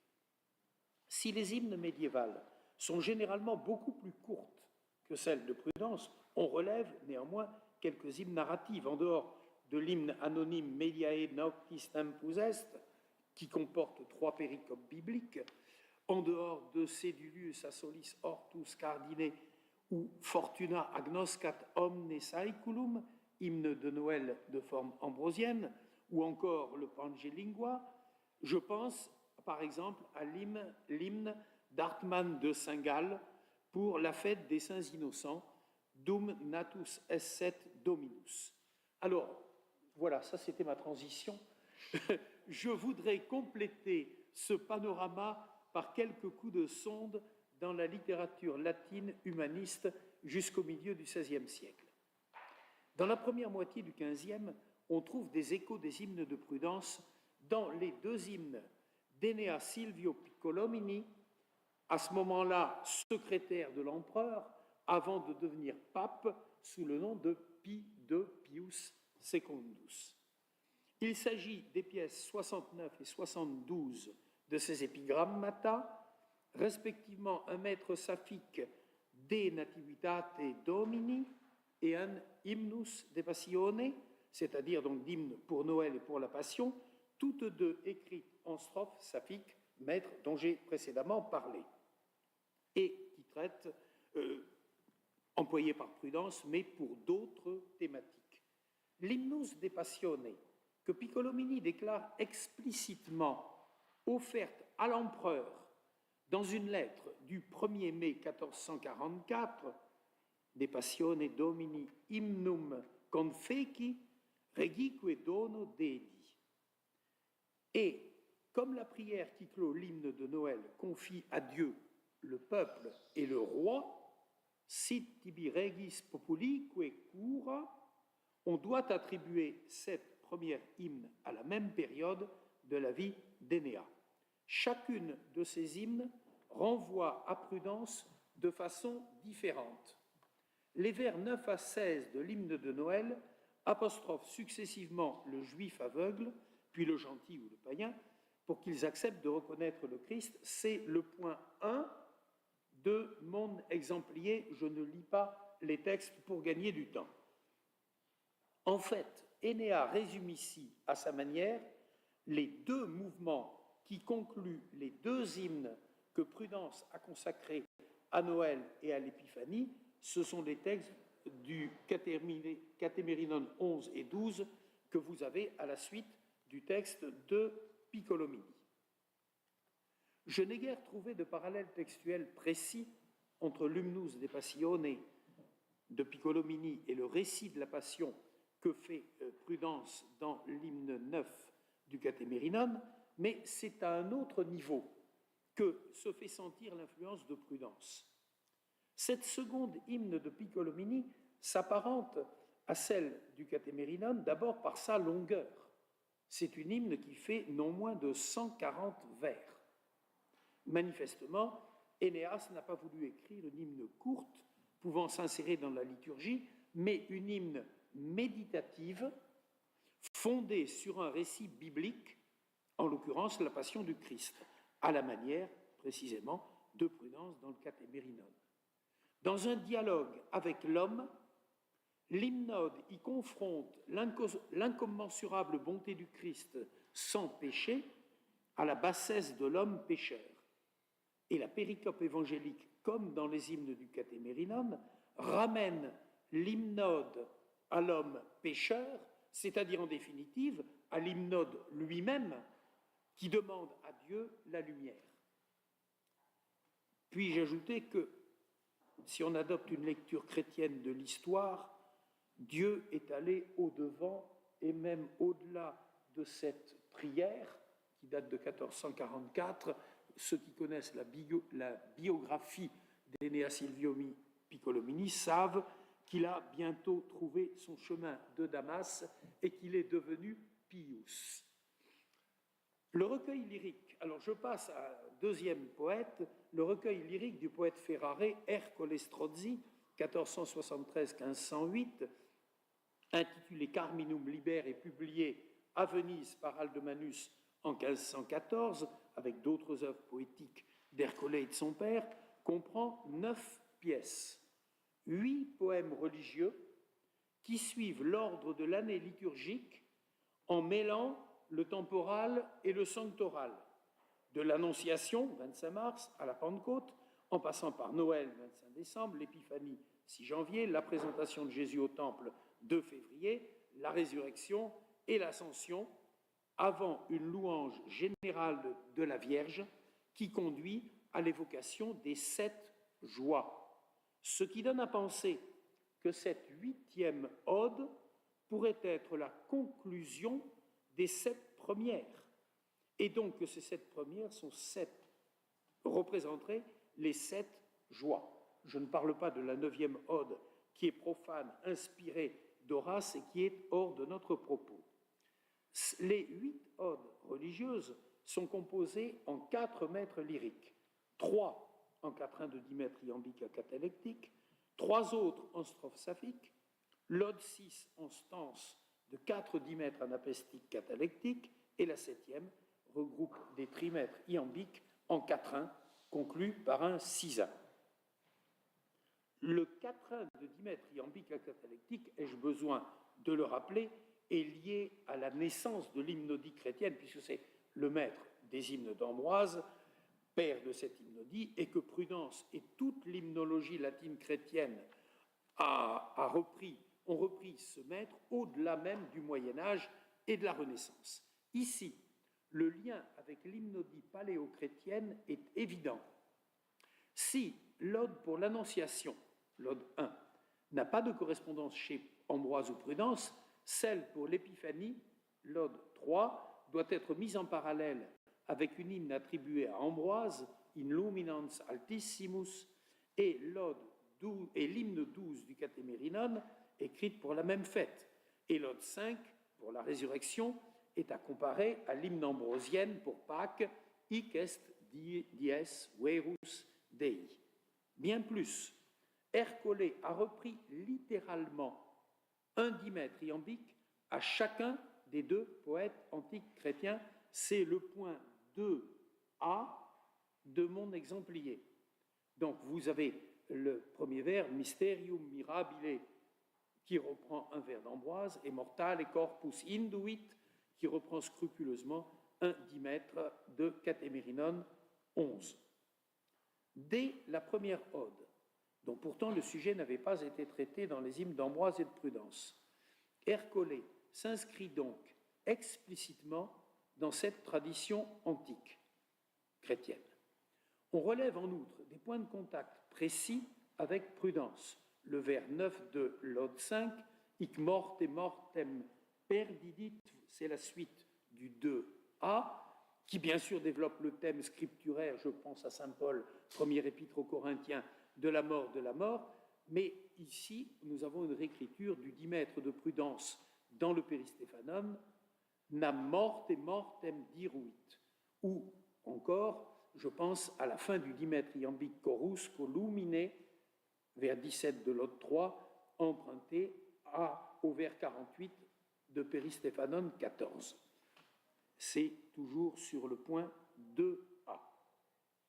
Je n'ai relevé aucun rapprochement précis avec les deux hymnes saphiques de Prudence, mais quelques points de contact avec des poèmes hexamétriques du poète espagnol, ce qui signifie soit qu'Ercolé a lu ces poèmes religieux, soit que la proximité des sujets traités amène chez deux poètes chrétiens partageant la même culture des formulations voisines. Les parallèles, donc ici, ce sont des parallèles moins nets, j'ai choisi tout de même ceux qui sont les moins banals, c'est le point 2b.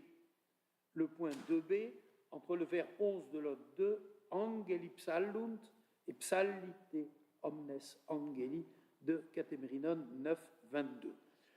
Je cite encore deux clausules d'hexamètre qui sont reprises par Ercolé sous forme d'adonique, puisque métriquement c'est équivalent, Janua leti et luce perenni. La référence à l'incarnation du Verbe renvoie bien sûr à l'Évangile selon saint Jean, et ici les diverses formulations qu'on peut trouver chez Prudence ou chez Ercolé Strozzi renvoient à saint Jean et s'expliquent manifestement par la source scripturaire commune, ce ne sont pas des emprunts. De même, des expressions comme Dominus rerum, Adaram sistere, Arbitrum rerum, ou le voisinage entre factor et dominus, ou encore des ressemblances comme totus assidens, ubique notus, etc. Je passe sur ces détails, ne prouvent pas nécessairement une dépendance précise.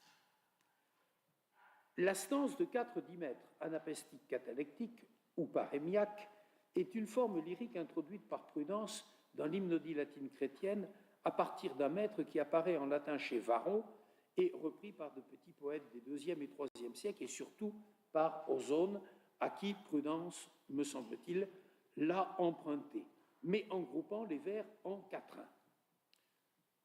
Chez Prudence, cette forme poétique se lit dans une longue hymne, apparemment pour les funérailles, c'est l'hymne 10 du Catémérinon, 172 vers, mais je pense avoir montré dans ma thèse, ça ne me rajeunit pas, en janvier 1980, qu'avec l'hymne 9, cet hymne 10 forme un diptyque sur la mort et la résurrection et se rattache au temps pascal au sens large jusqu'à l'ascension.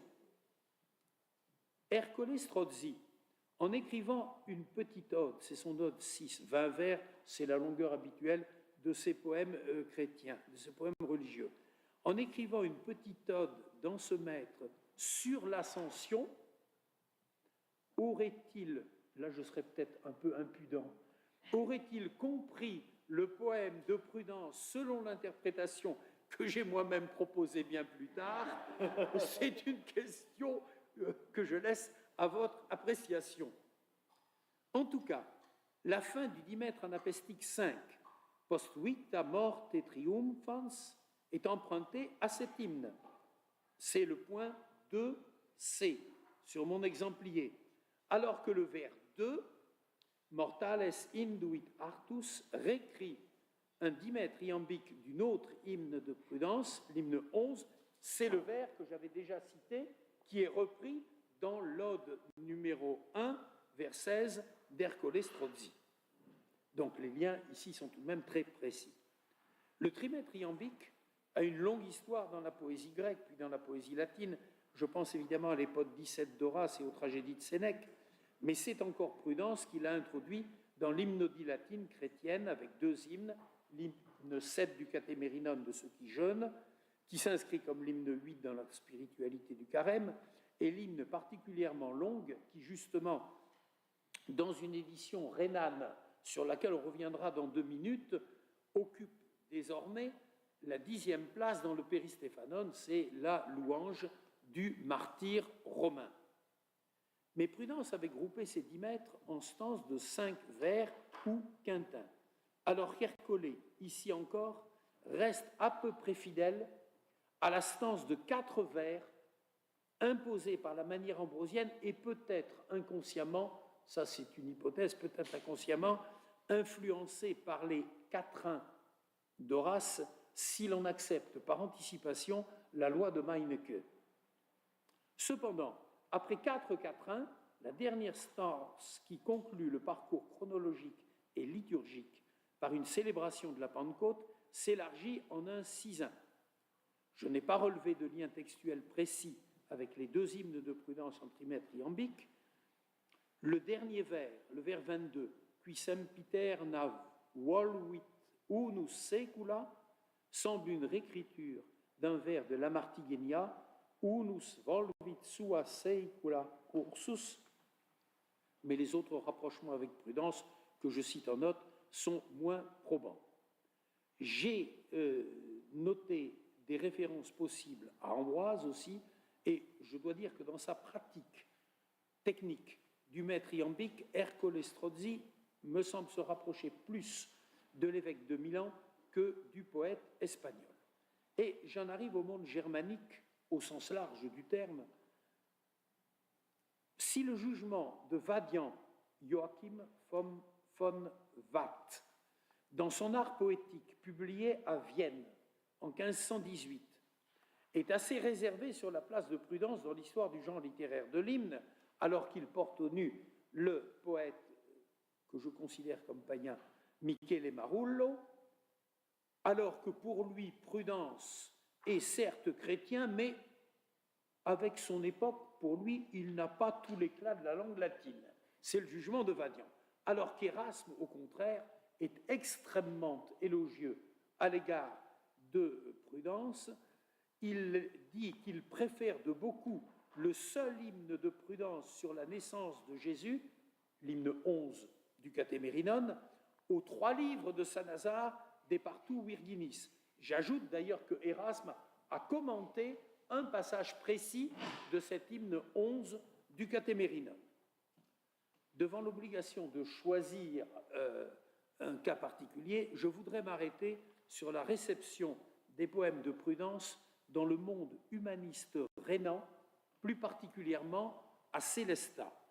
En effet, le 1er mai 1520, la Société littéraire de Sélestat dédie à Jacques Willinger, trésorier impérial, le commentaire par un de ses membres, Jacques ou Jacob Spiegel, secrétaire de l'empereur, commentaire de l'hymne 9 du Catémérinone. Publié donc à Sélestat, chez Lazare Schurerer, nous sommes le 1er mai 1520. François Heim a bien replacé ce commentaire dans son contexte intellectuel et religieux et a montré comment il se fonde essentiellement sur 3 textes de Prudence, l'édition Aldine, l'édition de De Venter et un manuscrit mis à sa disposition par Conrad Peutinger. Un 4e témoin a été écarté comme moins fidèle. Et il a montré que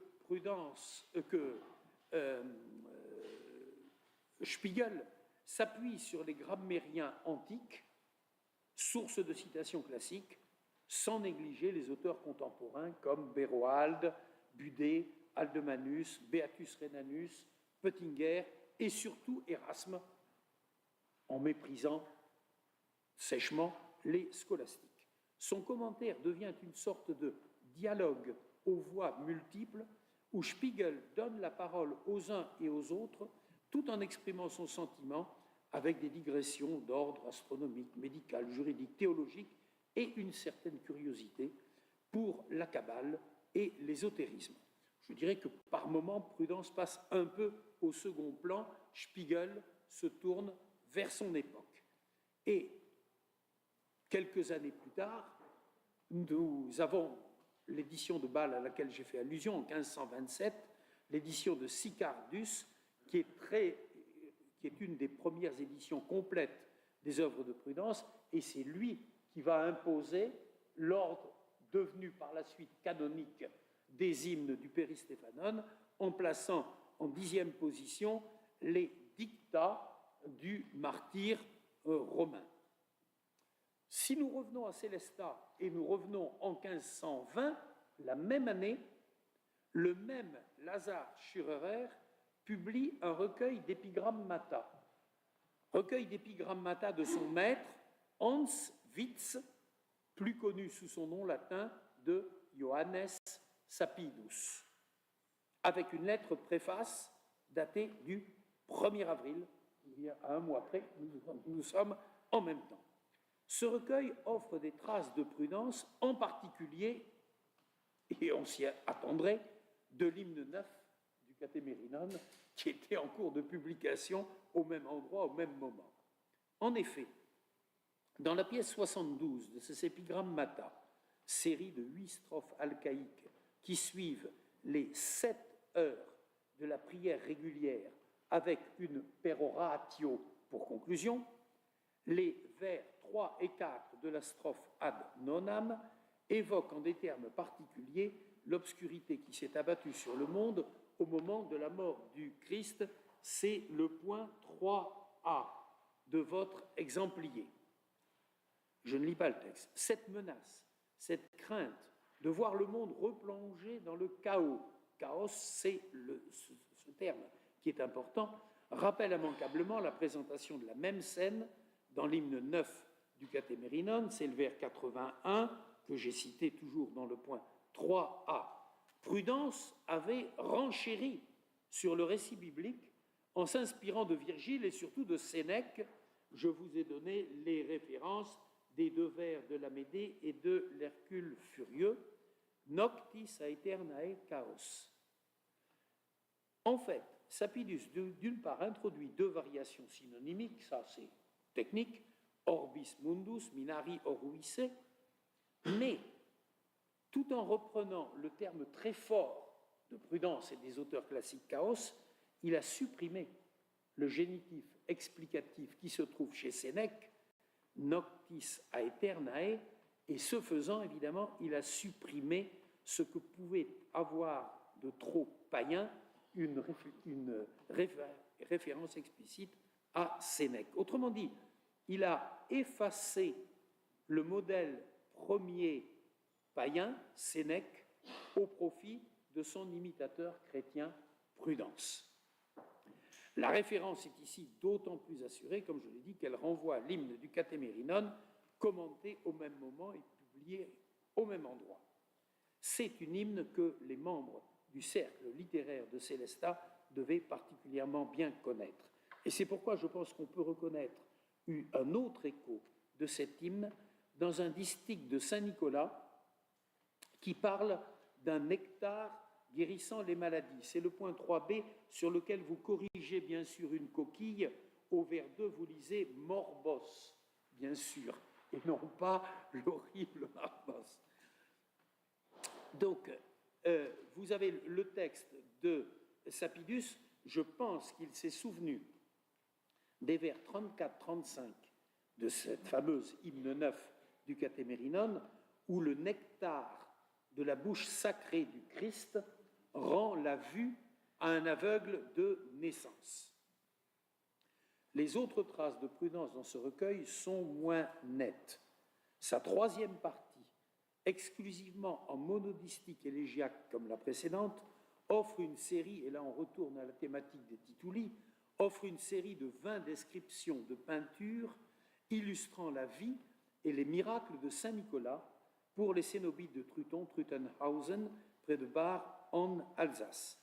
Donc un ensemble thématiquement très cohérent dans la tradition dont nous avons abondamment parlé ici, des exphrases de scènes bibliques ou religieuses qui remontent sinon à Ambroise, puisque l'authenticité est discutée, du moins à Prudence, avec ensuite Paulin, et je n'insiste pas. Mais Prudence avait choisi des quatrains hexamétriques et non des monodistiques. Et je n'ai pas trouvé dans ce sous-ensemble de reprises littérales, non plus que dans les 2 monodistiques de la seconde partie, qui décrivent des scènes bibliques ayant pourtant leur pendant dans les tituli de Prudence, l'image de Samson, je pense aux tituli 17 et 18, et l'image de Jean-Baptiste, je pense au titulus 30. Le lien avec Prudence est ici distendu. Si Sapidus a pu vouloir rivaliser avec le poète antique dans ce type de composition, il l'a fait de façon tout à fait différente, tant par le maître que par le contenu. 2 mots du domaine français. Il faudrait faire certainement une place particulière aux hymnes de Jean Salmon Macrin. Macrin a avoué explicitement son admiration pour Prudence et a loué son style dans les premiers vers de l'ode de ses Poenarum Libri Quatuor, publié en 1538 à Poitiers, ode intitulée, vous allez voir évidemment le rapport, Ad Diwam Eulaliam Virdinem. Évidemment, nous sommes en référence à l'hymne 3 du Péristéphanon, consacré à la même Eulalie. Et Macrin, Salmon Macrin, insiste sur la grâce de ces vers. Carminibus venustis ore florulento. Je n'insiste pas parce que dans son édition des hymnes de Salmon Macrin de 1537, Suzanne Guillet-Laburte a abordé ce problème dans son introduction et sa riche annotation relève de nombreux points de contact avec Prudence. Simplement, il s'agit ici, je reprends sa conclusion, d'une imitation importante mais sélective. Et je conclus en espérant ne pas avoir abusé du temps.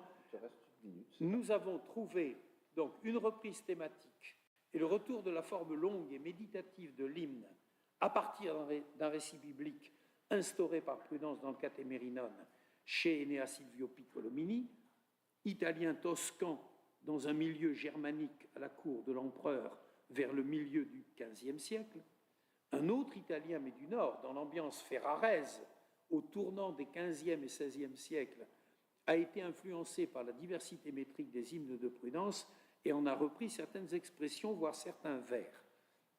Dans le monde germanique au sens large, dans la première moitié du XVIe siècle, en passant rapidement sur Vadian et Érasme, mais Érasme mériterait une étude approfondie, nous nous sommes arrêtés à Célestat avec Sapidus, qui s'inspire de l'hymne 9 du Catémérinone, publié précisément dans la même ville, la même année, que ces épigrammata. Je pense qu'il connaissait aussi les tituli historiarum, dans la tradition desquels il s'inscrit, mais avec une mise en forme originale. Bien sûr, ces quelques coups de sonde devraient être multipliés. Nous avons vu rapidement que Prudence est aussi bien présent dans l'humanisme français, notamment chez Salmon Macrin. Roger Green avait présenté il y a une trentaine d'années à Bari une communication à laquelle j'ai assisté mais qu'il n'a jamais publiée. Lui, il s'était attaché à un poète écossais, mais que je considère un petit peu comme français aussi, George Buchanan. Il avait parlé de Wimfeling, de Vives, et on pourrait ajouter tant d'autres humanistes européens. Et ce sera ma conclusion, la conclusion de ma conclusion. Il y aurait un gros livre à écrire sur la réception de Prudence à la Renaissance. Merci.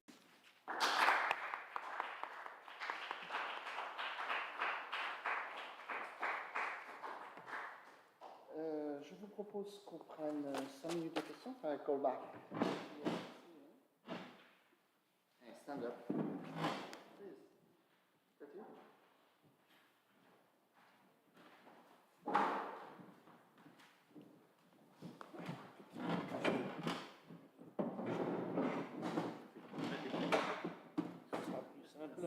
Voilà, ce sera plus simple comme ça.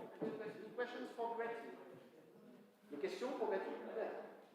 In the selection of vocabulary that was borrowed from Prudentius in those cases of the dictionary of the lexicographers, so there are some very simple words, words that could be found in virtually anywhere, and there are others that are more precise. Do you have anything to say about any criterion for selection?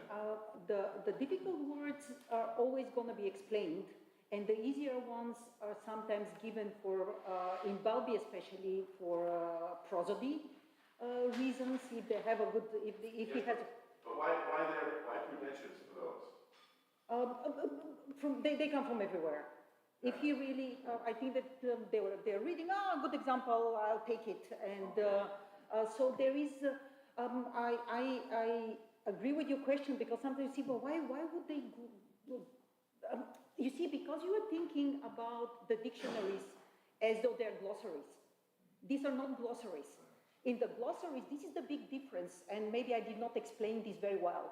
In the glossaries, early medieval and later, really the point is that you take the difficult words and you really explain them, because nobody understands what they refer to. They refer to realia that are gone. They refer to words that are strange. This is not what the lexicographers are doing. The dictionaries, it's not about just difficult words. This is not a glossary. This is, like in our dictionaries, we have every word there. So this is, because their point is that this is about education, they will want to explain to you what this means, even if it's something very obvious, because maybe it's obvious to you, but it's not obvious to everybody. So they really expand the choice of words to a much larger quantity of even things that we think, okay, well, why would you have that? But it is, they try to cover a larger ground. Des questions à propos de Milon de Saint-Amand. Have you got any questions about Milo? False hand.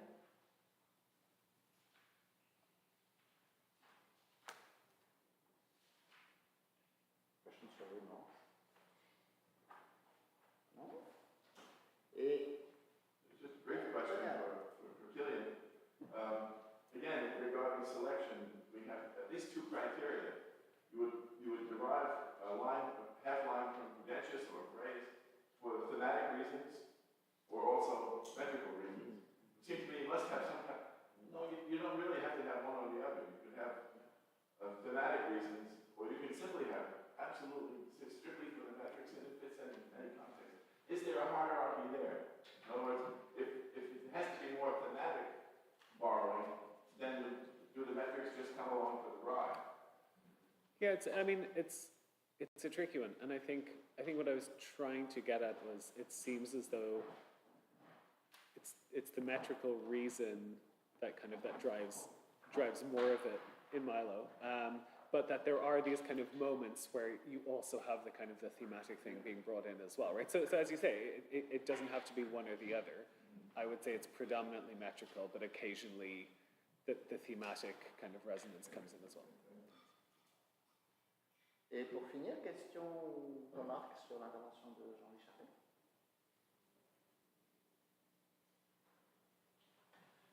J'ai une question. C'est très intéressant. J'ai une question de métrique. Quelle autre métrique on utilise de Prudence dans l'époque humaniste? On a les saphiques et aussi les iambes, la dimétrie iambique. C'est tout, ou est-ce qu'il y a des autres? Non, il y en a d'autres aussi, mais alors, là, j'ai bien parlé de coups de sonde, parce que, déjà, le médio-latin est immense, le néo-latin est considérable. Non, tous les maîtres sont repris. Tous les maîtres sont repris, plus ou moins. Évidemment, la strophe saphique a une place particulière, mais le parémiaque aussi. Non, là, de ce point de vue-là, ils sont très, très larges. Ils reprennent tous les maîtres. C'est pas de problème de ce point de vue-là. Mais si vous voulez voir un petit peu l'utilisation des maîtres lyriques, c'est de l'autopromotion. Oui, j'ai quand même votre livre. Oui, je sais. À mon livre, mais qui est très sélectif. J'insiste là-dessus, parce que la poésie néo-latine, c'est un océan. C'est un océan, et au fur et à mesure, tous les 3 mois, tous les 6 mois, je pourrais rajouter des auteurs, je pourrais rajouter des maîtres particuliers. C'est un travail infini. Hein. mais vous avez des exemples de tous les maîtres. Même, là, évidemment, ça n'a rien à voir avec Prudence, mais même le maître galliambique, il y a toute une réécriture, là je pense à Catulle, hein, toute une réécriture du maître galliambique dans des conditions tout à fait particulières. Non, c'est bien. Merci beaucoup à tous les trois pour cette belle matinée. Il reste, je pense, à donner la parole à Benjamin et Vincent qui vont nous donner du travail. D'abord, je voudrais vous remercier très chaleureusement de votre participation et de ces moments chaleureux et conviviaux que nous avons passés parallèlement aux enjeux scientifiques. Vous remercier également de la façon dont vous avez bien respecté le temps de parole, et ça m'amène avec une transition que vous voyez poindre à solliciter le même respect pour le rendu de la version écrite de vos communications. Alors on ne peut rien dire de manière définitive en l'absence de notre ami Michele qui, pour les raisons familiales compliquées que nous avons apprises il y a quelques heures seulement, n'est pas parmi nous, mais on en a déjà un petit peu parlé et on en a reparlé, oui, tous les trois, Vincent, lui et moi, hier soir. Peut-être que Vincent peut en dire un mot. Oui, j'avais simplement suggéré à Michele l'éventualité d'une publication dans la collection des études augustiniennes, parce qu'il y a plusieurs ouvrages dans la collection, aussi bien dans la série Antiquité que dans la série Moyen-Âge et temps moderne, qui portent sur la poésie latine chrétienne. Donc là, ça s'insérerait très bien. Puis la collection est bien diffusée et nous avons de surcroît la chance d'avoir aux études augustiniennes une ingénieure de recherche qui est donc Marjorie Brosset et qui fait un travail remarquable par-delà évidemment le travail qu'ont fourni les auteurs en présentant un texte à peu près correct et aux normes. Bon, alors tout ça, c'est pas du tout définitif puisque c'était simplement évoqué hier soir comme une hypothèse. C'est une hypothèse, voilà. Mais qu'on voulait vous soumettre, qu'on voulait vous proposer, serait l'avantage d'être tout à fait, enfin d'être dans une collection qui déjà, enfin, Vincent ne le dit pas par modestie, mais qui est très prestigieuse, vous le savez comme nous. Les délais seraient très corrects, en grande partie du fait de l'efficacité de Marjorie Brosset pour avoir publié moi-même mon HDR, enfin, dans cette collection, je puis attester de son efficacité qui est absolument remarquable. Voilà, ça pourrait être une piste sérieuse à creuser. Entre autres possibilités, rien n'est officiel, mais on avait envisagé cela. On en parlerait, oui, avec Michele, parce que, bon, évidemment, il n'y a pas question de décider de quoi que ce soit dans son dos, ce serait particulièrement inélégant, mais surtout en ce moment. Dans le contexte précis, enfin, on en a parlé avec lui hier soir, et sur le principe, il était content. Voilà, lui-même s'occupe d'une collection chez Brepols, où je sais qu'il a aussi des liens avec De Gruyter, bon, on verra ça. Mais c'est peut-être plus long. Bon, c'est peut-être à voir. Enfin, on pourra en discuter. Alors, je tiens à préciser une chose. D'abord, je l'ai dit, mais je le redis, ça n'est qu'une hypothèse. Et d'autre part, depuis que je m'occupe de l'Institut d'études augustiniennes, j'ai tenu absolument à ce que les directeurs de toutes les publications aient une entière latitude dans leur fonction de directeur de publication. Donc, je n'ai jamais cherché à influencer qui que ce soit dans le choix des titres, des articles de revue, etc. Pour moi, c'est un principe absolu. Donc, si cette hypothèse convient à Michele, je soumettrai à ce moment-là cette possibilité à Frédéric Chapeau, qui est directeur de la collection des études augustiniennes. C'est lui qui aura à se prononcer. Et d'autre part, il y a, depuis maintenant un bon nombre d'années, un comité scientifique qui examine les contributions. Mais enfin, au regard de la très grande qualité des contributions de ce colloque, je pense qu'il n'y a pas tellement de soucis à se faire sur ce point-là. Voilà, mais je tenais quand même à préciser cela. Et en revanche, alors pour être très, très pragmatique et tout à fait déplaisant, nous serons draconiens sur la date de remise de vos papiers, qu'on va vous demander de toute façon pour le mois de janvier. Voilà, donc si... Pardon? In 3 months. Justement, il est fondamental qu'on ait une réponse précise et surtout des normes précises. Alors, quand je dis... Bien sûr. Il faut faire un effort, chacun doit faire un effort pour se mettre en Bien norme, sûr. mais on ne peut pas donner la forme définitive. C'est évident. Tant qu'on n'a pas les normes. Tu as parfaitement raison. Quand je disais janvier, voilà. Mais il faut nous communiquer très rapidement les normes. J'y venais et ta remarque est frappée au coin du bon sens.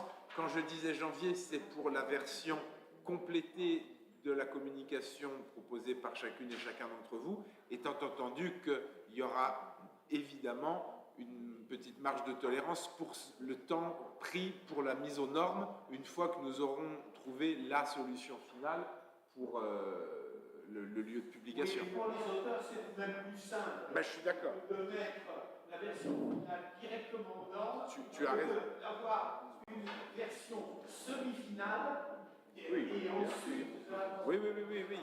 J'entends. Ce que tu dis est tout à fait juste. Voilà, il y aura cette petite variable d'ajustement, évidemment. Mais enfin, ça ne sera pas le mois de juillet, c'est ça que je veux dire. Et janvier, ça peut être plutôt fin janvier que début janvier. Oui, ça sera... Ça nous donnerait un petit peu d'air. Mais il ne s'agit pas de mettre le pistolet sur la tempe de quiconque. Hein, voilà.